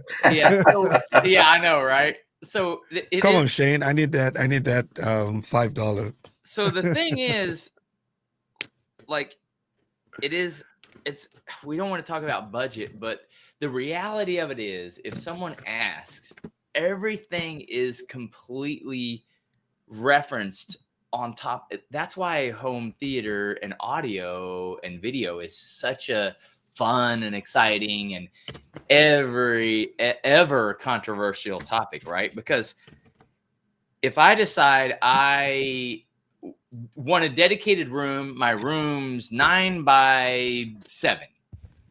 I don't need a speaker that is 97 dB sensitive. That literally changes the whole thing. Oh my Just God. that alone, right? Like I can go full reference with some rather cheap speakers. Oh Just wow. based on the room. Oh yeah. Oh, nice. I hope you have a light that you're going to be able to turn that I'm on. about to go downstairs now, go grab the ball. I totally forgot to get it, but oh, you're gonna have to go get that. I didn't even think this was this big. Oh wow. Dude, man, I'm a little jealous right now. bro. What the hell? I don't fuck around. I don't have a package. I don't have a package in my mailbox. Guess what? I sent you one, but guess what? Your wife took it because it was actually a gigantic dildo. No. Oh my goodness. Okay, so these are my top 3 favorite movies. If anyone should ever want to know, can you guys see what is that? Sound of music? You're gonna need to bring the light, man. Just I will go get the light. And this is number 2. The King and I. And this is number 3. Yeah. Black Hawk Down. You go from 3 I'm different. a lover and a extremes there. fighter, bro. It's a collaboration. Frankly, my dear, I don't give a damn. Yeah. And then boom! Like That oh exactly shit, is what it goddamn, is. what? Frankly, my dear. Yeah, I'll go grab a light bulb. You can take Now this there's away. What's another up, Michael? There. There's Hey, a cap. Thanks for joining us again. Yeah, There's a dude. cap they- in there good. too. Sorry, You I'm a little grab late the today. cap. Got caught up at Yeah. work. Okay. Yeah. Finished the hockey game, so Then that's backwards because it goes, Yeah. The home theater hub. Thank you, Paul. It was Yeah, it's me. I've Awesome. been putting that 3D printing 3D right machine to proper use, man. Hey, man. I like that. I'm a little jealous. Dude, how did you even Wow. get the logo design, man? That is so Well, I accurate. stole that, man. You see, I did. I know, but still, I would have still don't even butchered ask. it. Don't ask. Don't ask. Don't ask, don't tell, huh? Don't ask, don't tell.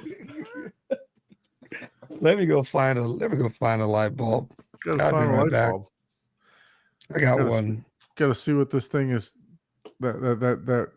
By the way, Paul 3D printed all this for Ike. By the way, so that's nice.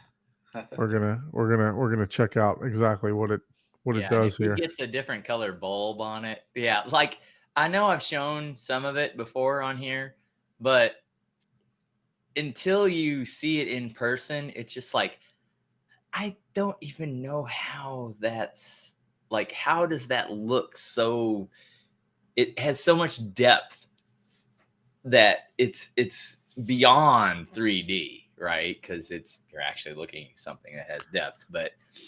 So what is your Etsy channel, Paul, so that you can I start haven't done taking that orders? yet. I've been. I am one of those. I want to get like a few things that I think are really good or decent. Not What like is really your good. Pinterest channel? Yeah, with my Pinterest channel. I know, right? But anyways, but back to what Ike was saying, right? Like the thing, everyone.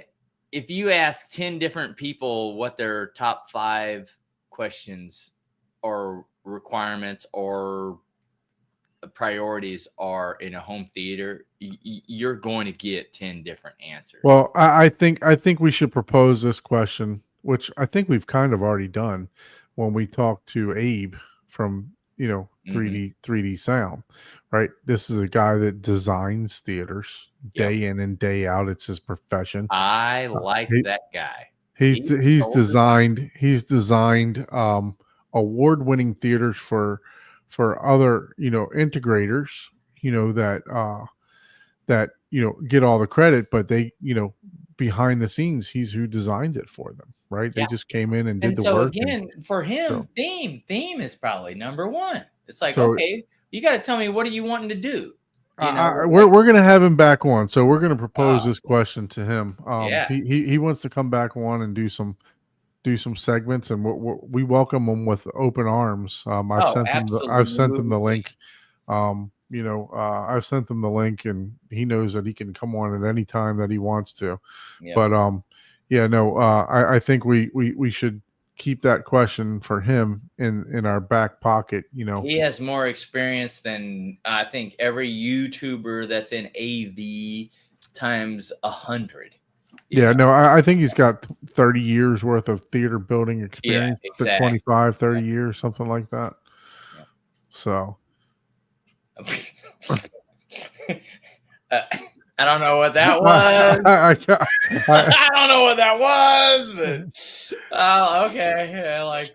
All right, let's watch. All right, while he's doing that, Michael, what have you been up to, man? I'm glad you joined. Yeah, just same old thing, I guess. Just working. I hadn't really. You gotta unscrew focus on me yet, man. You gotta unscrew focusing on the black holder. Set it up. Ike, you gotta We need to see unscrew how the the little thing works. black I ring. want to see it. There's not supposed to be a space. You gotta unscrew that. Unscrew the black ring. Nope. Take that off. Take that off. Ike, stop. Ike's not listening. He don't have his headphones on. Oh, God damn it. That is not how that works.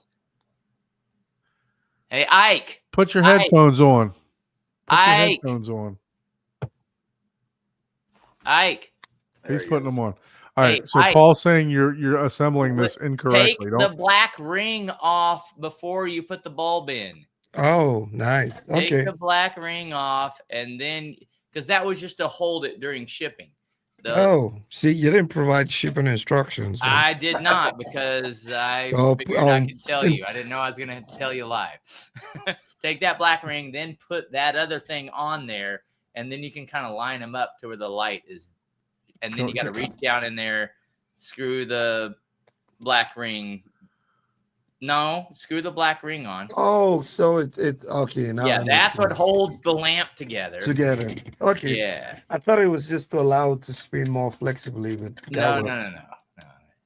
And you can put it kind of loose, that way you can, because there's radiant light control inside the, anyways. Oh wow.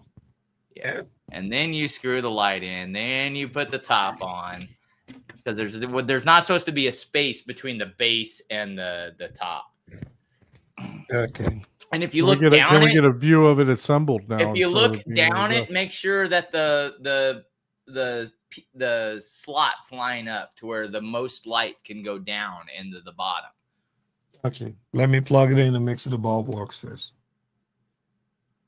You So see the it's two, yeah. properly aligned. Okay. Okay. I would adjust my camera to show you guys. Let me just plug it in. Yeah.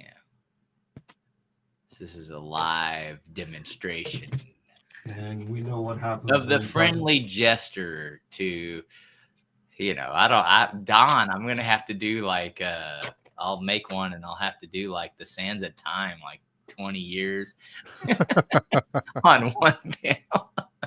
We know what happens when you try to demo stuff live, right? Oh, yeah. You're going to see a big spark here. Oh, okay. I got to cover the top. Yeah, you got it. That's why there's a cap to it. Yeah, otherwise it's like What watt bulb did you put in there? It's like a I 100-watt bulb. I know, 4 right? billion watts later. You know what? Like, are we Um, going back in time? Holy shit, gigawatts over here. Let me do this. It's like a fucking light cannon. It is Torch mode. I'm trying to. So, how does it spin? You're doing it. No, I'm holding it. How does it spin? Oh, you thought it was gonna spin automatically? No, that was just Oh yeah, you put it on the rotor. That's through on the. Yeah.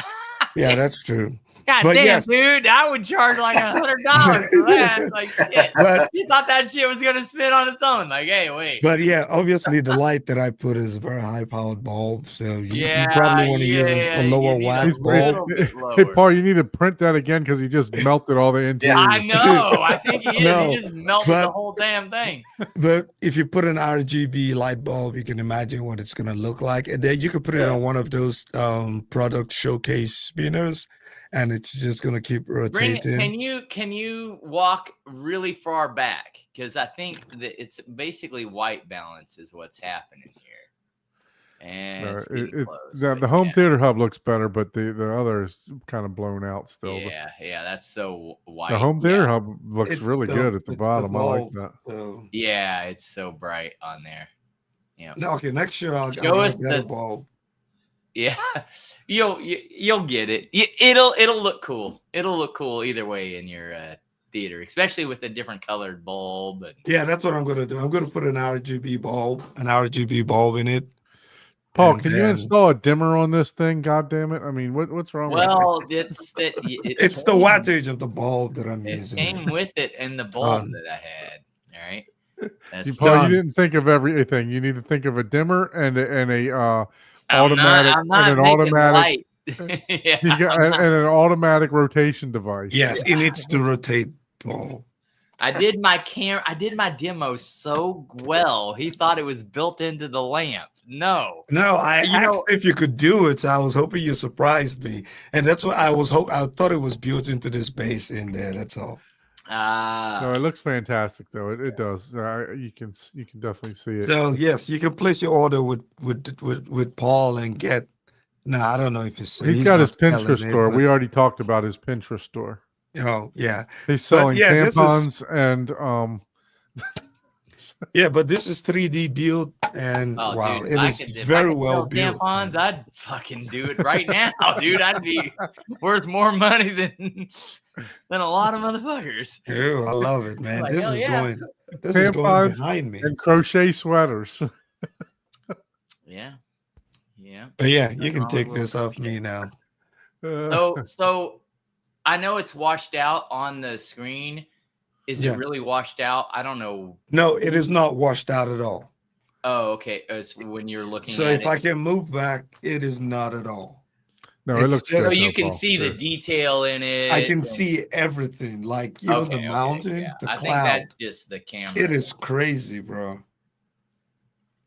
He's more excited because he sees all the detail in it versus the. Yeah. I just want to.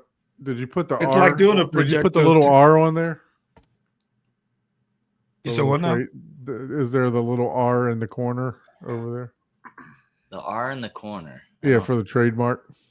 Oh. Yeah. Oh yeah. No, I ain't that dude. I didn't sell this. I didn't make money on this.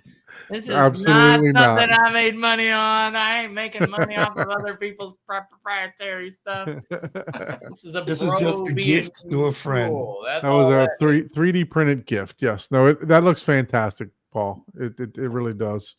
I really like that. Now you're gonna go make me find another bulb. I'll be right back. Yeah, you're gonna have to find another bulb. You guys carry on.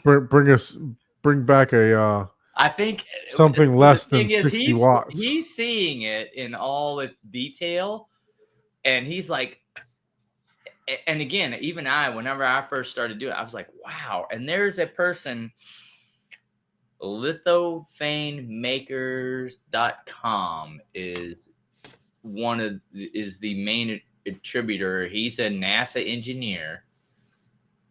And it's all a mathematical formula that he made to where you upload like an image and it will do these certain things. And then beyond that, you just have to be really good at 3D printing to get it to work. And yeah, I was going to say, how do you upload an image? Because I mean, if you took our logo, that I paid for, so that's not copywritten anywhere. If you take our logo with the microphone and Home Theater Hub, the logo, and you just upload it in there, and it just automatically gave it a like a CAD type of design. Well, sometimes you have to, essentially, sometimes you have to convert it to like an SVG, which is a specific file format that gives basically think of it as hey, this is outline only, right? And then once you do that, there's 1,000 points of that outline of that SVG. And then you can upload it, or you can upload it as just a regular image and it'll give it more depth, right? And then once it does that, and that's the Lithophane maker. His site, like, I wish he only has like monthly subscription and something else, sign up for Patreon. He didn't have like just, hey man, I'm gonna, because I've only done this a couple times, like 5 times. I was like, man, I just want to throw the guy a bone, cup of coffee, or a night out at drinking. But he has multiple things to where it shapes it as well. But basically it is all a SVG shading, grayscale mathematical formula that takes something that's a flat image, and you say, oh, depending on the gray level. So if you only saw in gray level or, black and white, you would understand that's all it's doing. And depending on the darkness would be thicker versus the lightness would be thinner. Right. And then once all that complexity is done, then you have to bring it into a printer that is its own expertise of, okay, well, just because, it's not like, oh, I got this CAD 3D thing that I can just plop onto a printer, right? It doesn't work that way. You have to know so much more about, layered, how much resolution do I need? What's the, flow? And 3D printing is its own animal, right? Wow. It's complexity into its own. But the person that did this, it's one of those persons that's just like, I do all these things for, that does look more detail. You can't really see as much detail as you can see in real life, but yeah. Oh, wow. No, you can see a lot. Like I could see like the glasses on the guy's helmet there and the Black Hawk down. That looks awesome. The goggles. Yeah, see, that one's completely washed out still because everything is so thin and highlighted. Yeah. And I can see on the camera it's blown out, so I probably need to adjust ISO. Can you adjust your white balance or your? I have to do that on the camera. I don't want to go back there, man. Start playing with the white balance. But I'll prep it for the next show. And position the camera. Look out for a video on Instagram. There you go. Yeah, you can adjust. There you go. Go watch Ike's channel for what he's seeing, which is, I'm telling you, is 1,000 times more. Way better. Way. And it's even 3D, man. God. No, that's awesome. Like you can touch this. This is the hand. Like you can literally touch it. It has a groove. So it's not just a drawing.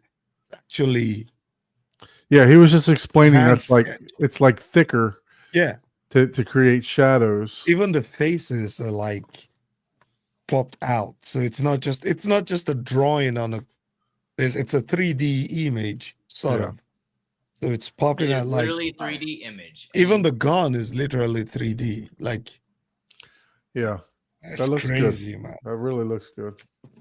Yeah, I just was hoping Ike would I was hoping to be like, damn. And obviously he is. I could have done anything on the top and the base or whatever, but I thought, well, I'll just do Home Theater Hub. Because in that instance, you could probably get a 2-watt bulb or whatever. You would almost need a 2-watt bulb in that thing. Yeah, because I have a 60-watt bulb in it, so I need a really low watt. Yeah, to be able to show it on all those fancy ones they use in the chandeliers. Yep, exactly. Yeah. You could get a dimmer switch thing too, like a plug. Yeah.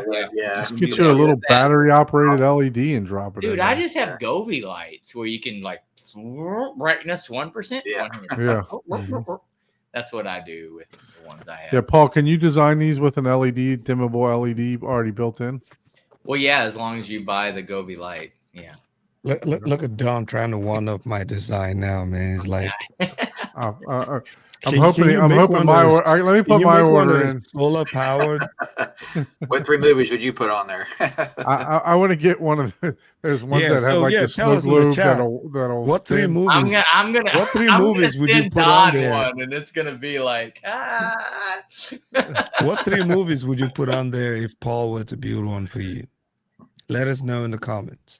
In the chat. Oh, there you go. There you go. What are your top 3 movies would you put? If you were to have one of these, and that's a tough question because all this home theater, all this equipment and stuff is like, what's your 3 favorite movies?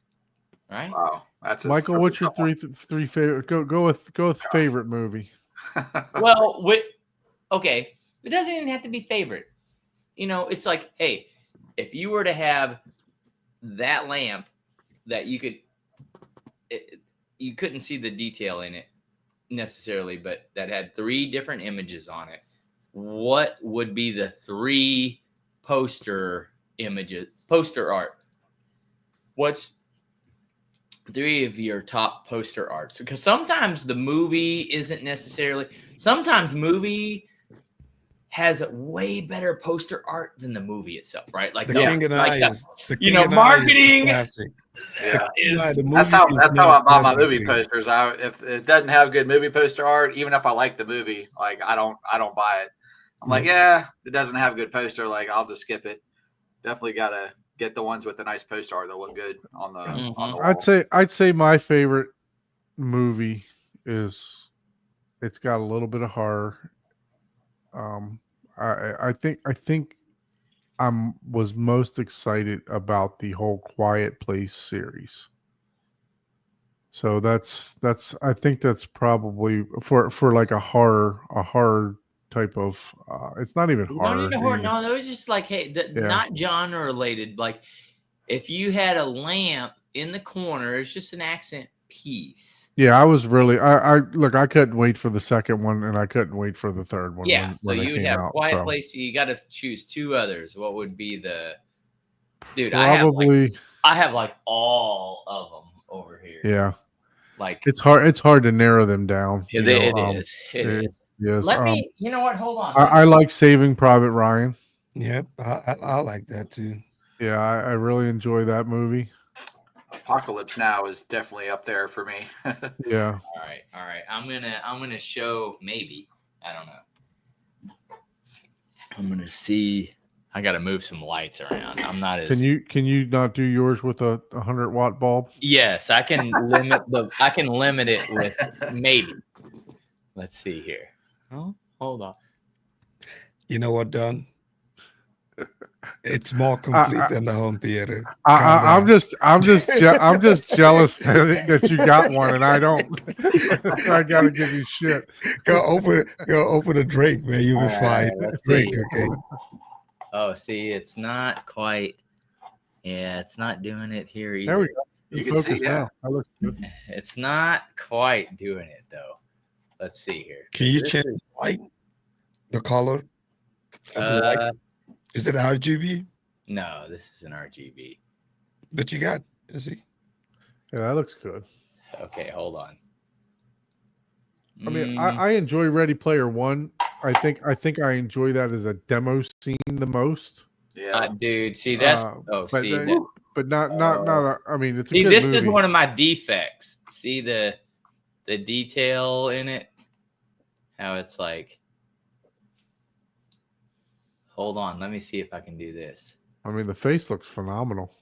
Yeah, this is one of my defects. See, this is the type of thing. Like, see how these? Oh, the lines. Yeah, I saw the vertical lines. What the hell just happened? Yeah. The lines that are right here. Yep. That's a defect. That's the type of thing. It's like, yeah, you can do all this, but that looks like shit. Like, oh, there we go. See, yeah, you can see some of the detail in it. and stuff like that. Like like that literally looks like, and it like Ike said, this is before you guys go sending Paul emails or DMs. Yeah. I gotta get mine first. There you go. Right. Yeah. As soon as Don finishes theater, the orders will be capable. Oh man, you guys have waited longer than speaking of that. Let me ask you a question. Let me do this. All right. So I've been designing a logo forever. These people are taking forever to do this, but let me ask you this. So, oh, nice.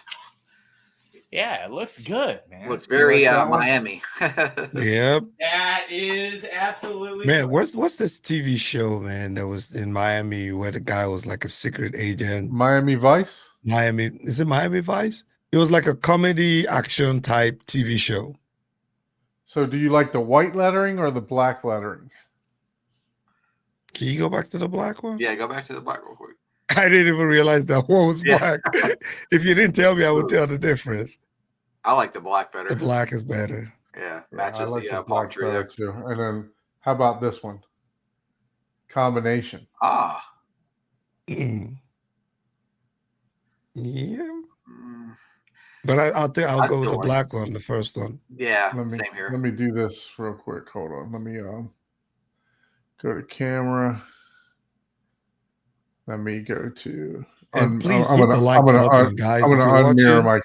Please go ahead and hit that like button. YouTube likes all that stuff so that they can push the podcast to more people to watch. Hopefully, we're entertaining enough. Yeah. So that's the combination. The home theater one, the home theater, the base doesn't look good. That's white. So if you decide to print it on something, that white will get lost. Or just solid black. Yeah, I like the solid black the best. Yeah. You like the first one, Ike, the best? Yeah, the black, that version of black and the white. Yeah. Yeah, I think that's my favorite too. Yeah.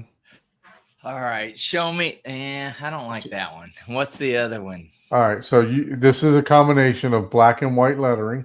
Yeah, I see that. That one's good. This is just pure white.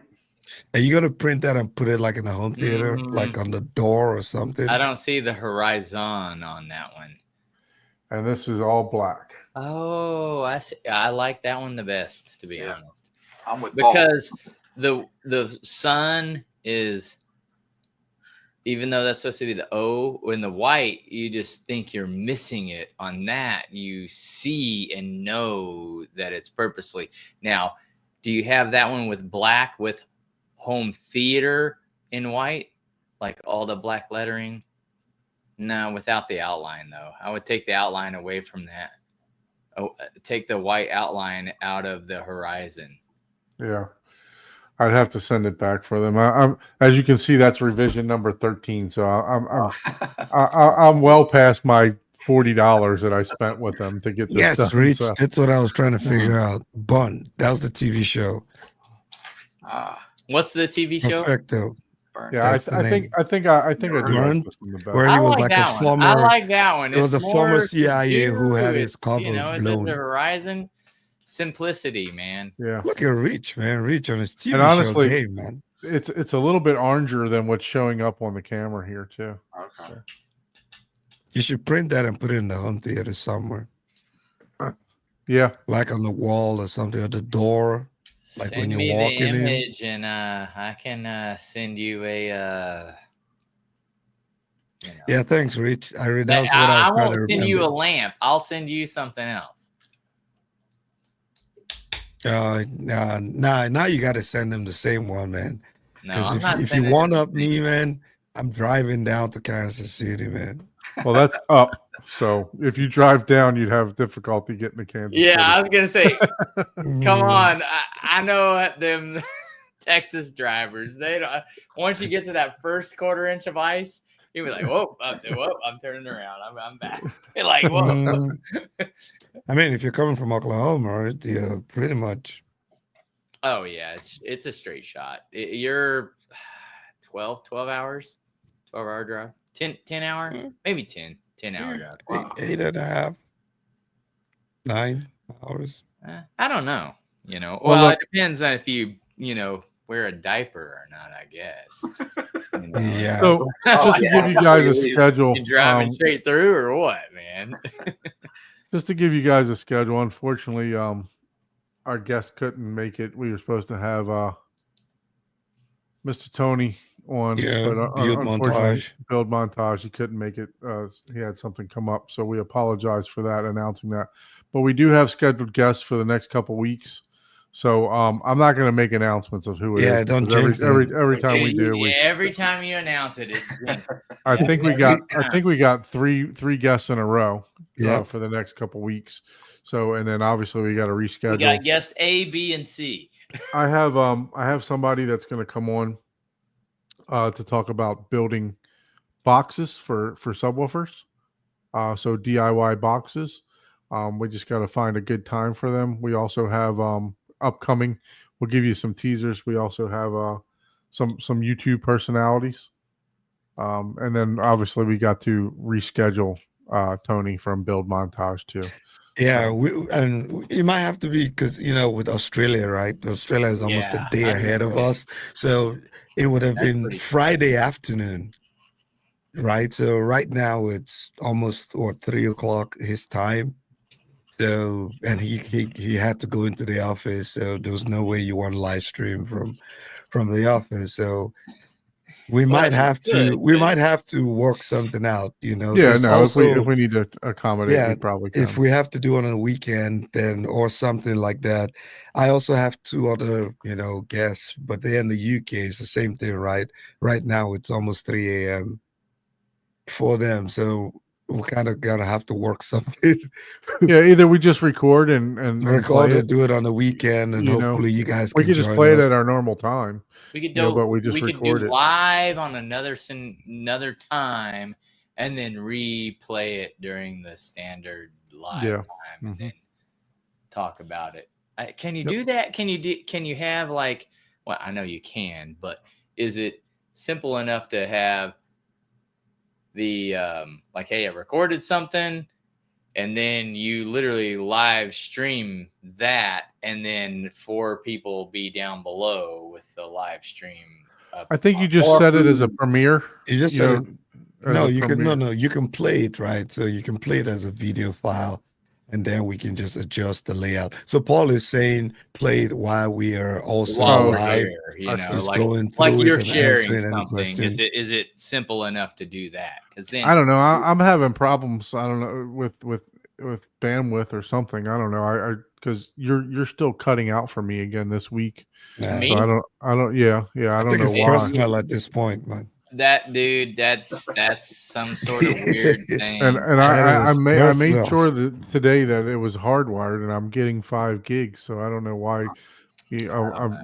But I know on the regular stream, it's not. It's when I rewatched it back, you were perfectly fine. But I don't know why it's showing you lagging, basically. So it's I'm not. I have my encryption on, and I'm like not allowing you to see me and my So you got a recommendation, Don, that was asking if you could move the Palm 3 to the other side. I don't know, I probably could, but honestly I do like it on that side better. So I like it kind of overhanging the sun area like that. So. Oh yeah, because I think that helps, especially since you're using the sun as the O, right? Yeah. So that shade, because else it's just gonna look like blown out. It's just gonna look like Horizon-N. Yep. Yeah. So before we close out, what's been going on with you, Michael? Anything new? Nothing really new. I haven't really watched a whole lot either. Just I watched Nosferatu. It came out on Kaleidoscape this week, so I watched that on Tuesday. That was really good. A lot of people say that's like Dracula. Yeah, it is. Yeah, cool. Yeah, so, like a Bram Stoker's. Oh, I might actually be interested in something like that. Yeah, that came out on Kaleidoscape this Tuesday. Paul is about to buy Kaleidoscape. And what is it again? It's like, I guess it's like a vampire movie. It's done by Robert Eggers. who did like The Northman, The Lighthouse, The Witch. Same director. Yeah, I need to know what's the Anath. Man, that thing just sounds like an Egyptian. Yeah, I don't even know how to pronounce that. Nosferatu. Yeah. Nosferatu. This sounds like an Egyptian god, man. So that came out. Another thing that came out on Kaleidoscape. I haven't even heard of that movie though. Sonic the Hedgehog 3. Sonic 3 already out on Kaleidoscape. Yeah, Nosferatu came out Christmas Day in theaters, so it's still relatively new. Craven. Yeah. Craven's out already on Kaleidoscape. I don't know if I would like that Craven, man. Hopefully I do.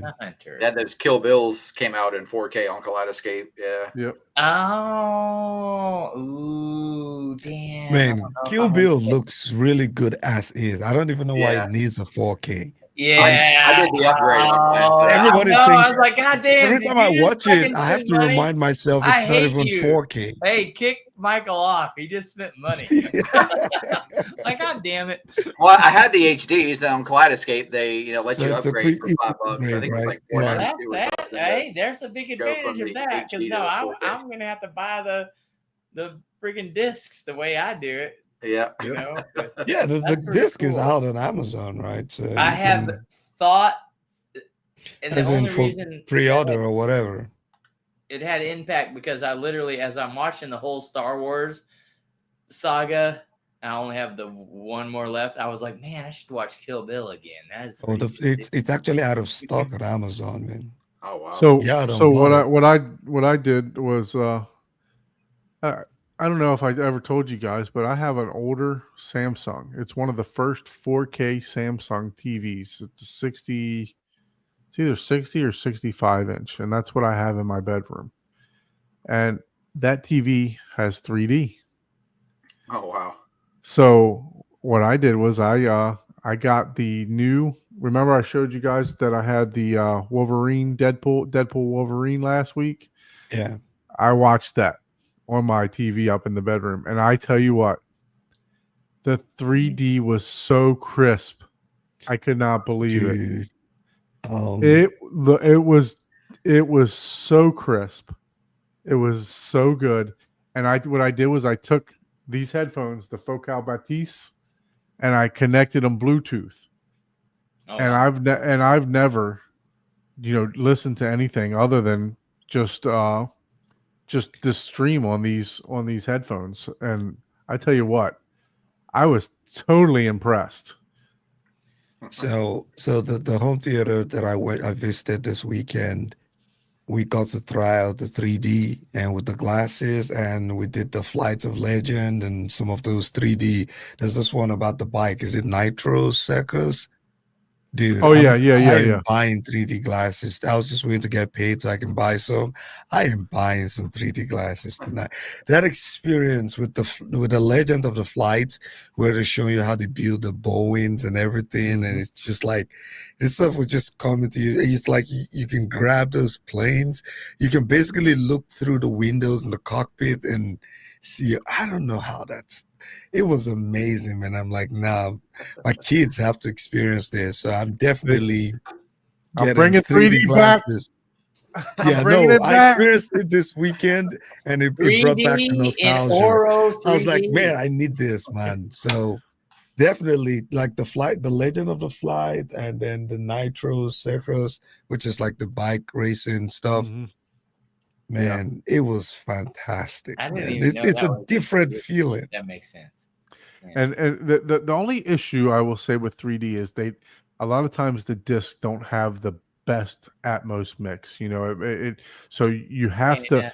If you I didn't care about the Atmos mix. I was just enjoying. Like I told you, I'm more of a videophile, right? Yeah, but imagine if you have that object right next to you too. So you have the object right in front of your face, and then you have the sound right there too. Like it will make more sense. Double immersive. Yeah.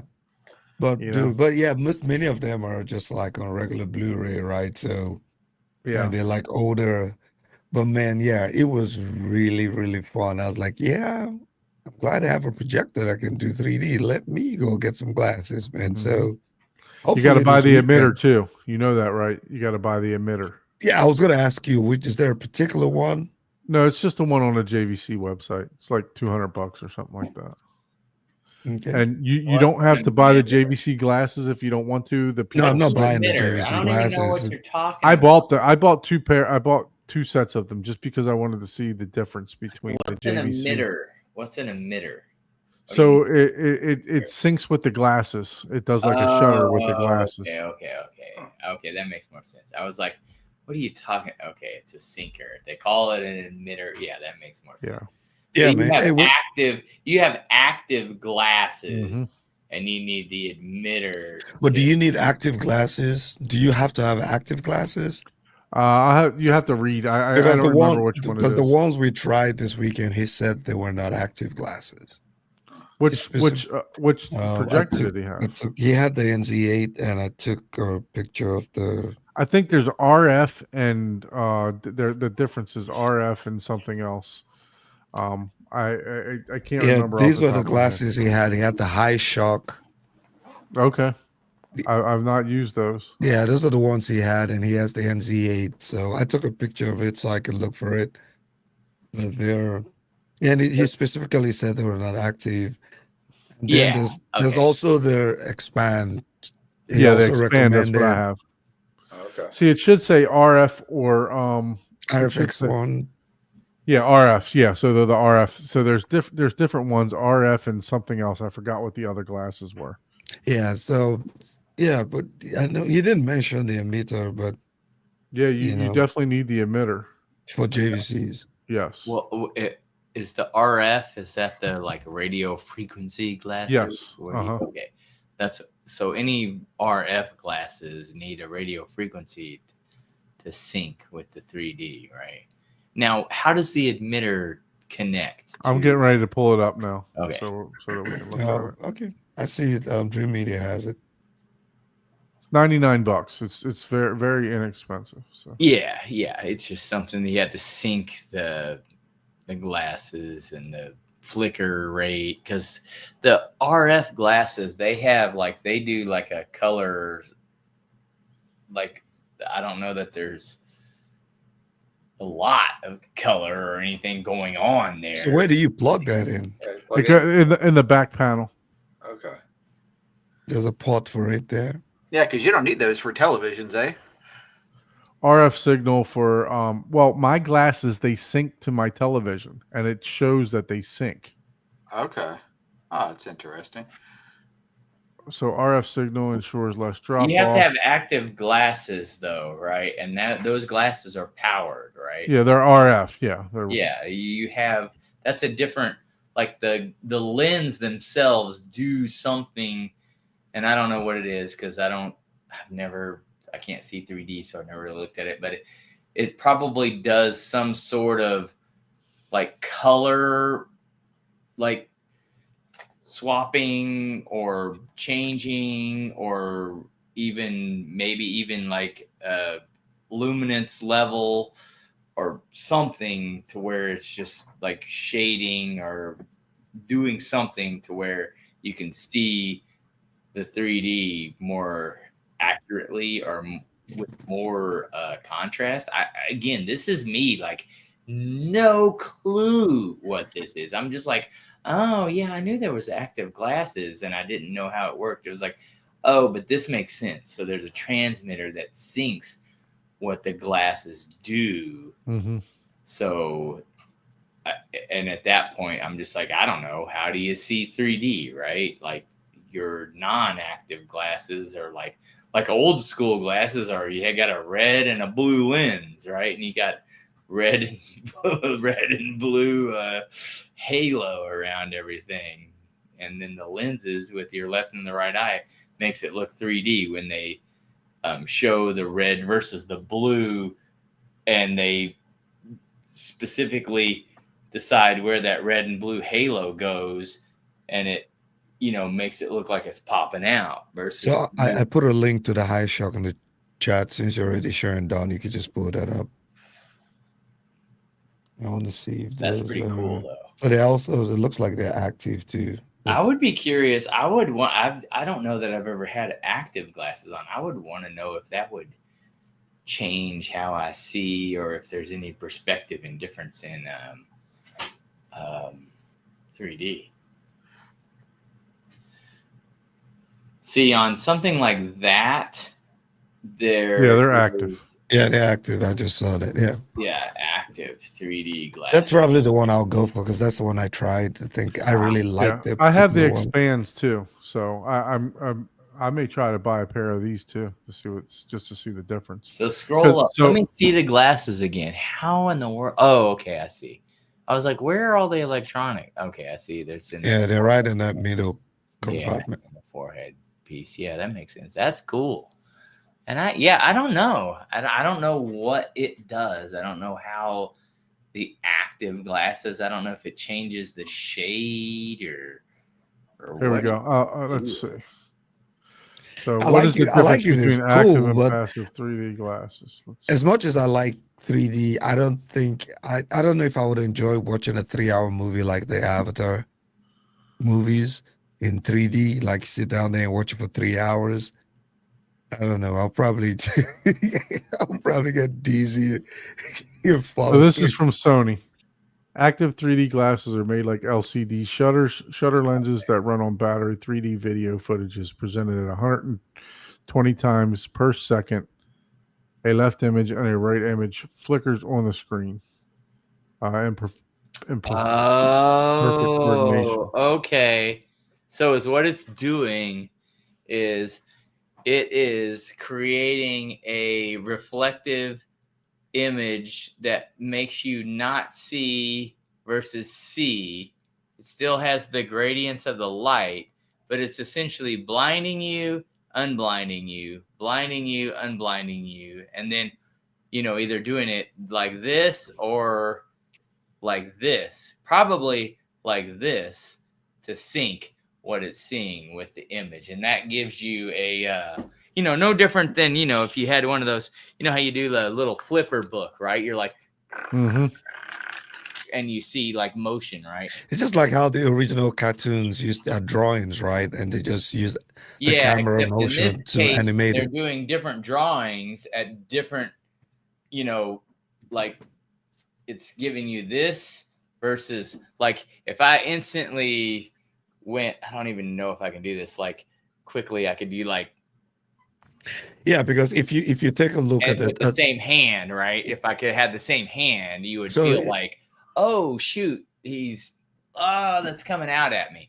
If you look at the image without the glasses on, right, you can see that it's jagged, and you can see that it's layered. You can't see this part. You have to literally go from here to here, and then if I went to here, right, and then here.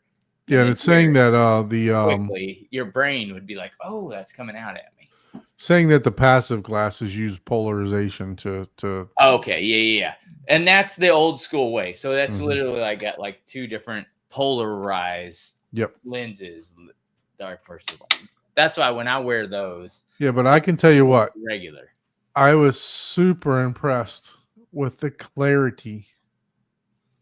Because I watched Avatar in 3D, the newest, the Way of Water. I watched that, so it had been quite some time since I watched a 3D movie upstairs. My wife I can remember looking at me crazy because I decided that it was time to pull out the Sony Blu-ray player that I had and drag it up at like 10:30 at night when the Way of Water came out, right? So that I could watch this. And that's awesome. And she's like, "What are you doing?" I'm like, "You'll see. Just wait." But my son was watching Avatar before I put. Well, first of all, little disclosure here. Deadpool Wolverine is not a kids movie. Okay. I popped it in, right? I didn't even look at the rating. I didn't look at anything.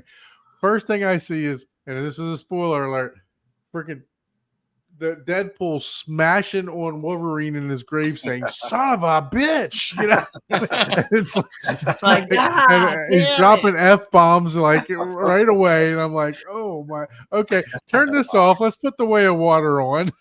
My son was watching it. Whoops. Like, okay, next movie. So yeah, no, but no, I mean, it was super crisp. It was really, really crisp.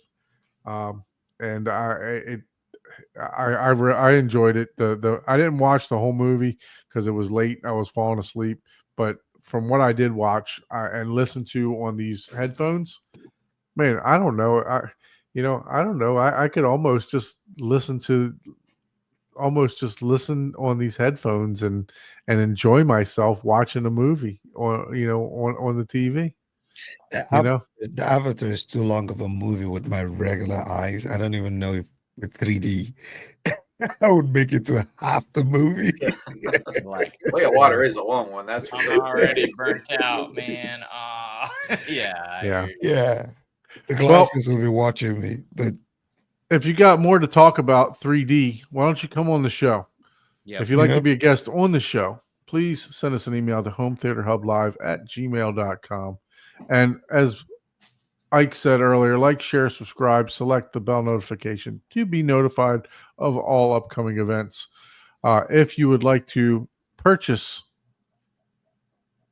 Paul's 3D printed. Oh, I was like, where are you going with this? I was waiting for it. Paul's 3D printed items. There'll be future announcements on that. That is TBD. TBD. If you'd like to purchase electronics, K-Scape, JVC, and all that other stuff, you contact Don. We can throw that in there if you need some home theater equipment. And you don't piss him off like I do all the time, he might actually give you a good deal. That's crazy. Listen, we appreciate everyone joining the show. Hope you're enjoying my journey as much as I am in my theater. I like giving the updates. I wanted to make sure that we were able to provide some updates today of what's going on. Hopefully by next time we're on the show, I'll have carpet. So nice. You'll get a reveal on that. Hopefully, I just have to schedule I don't want to dump a bunch of dust on the brand new carpet, so that would piss me off. So from putting the blown in insulation in. So all right, everyone, thank you so much. We'll see you on the next show. Have a good one. Later. Later.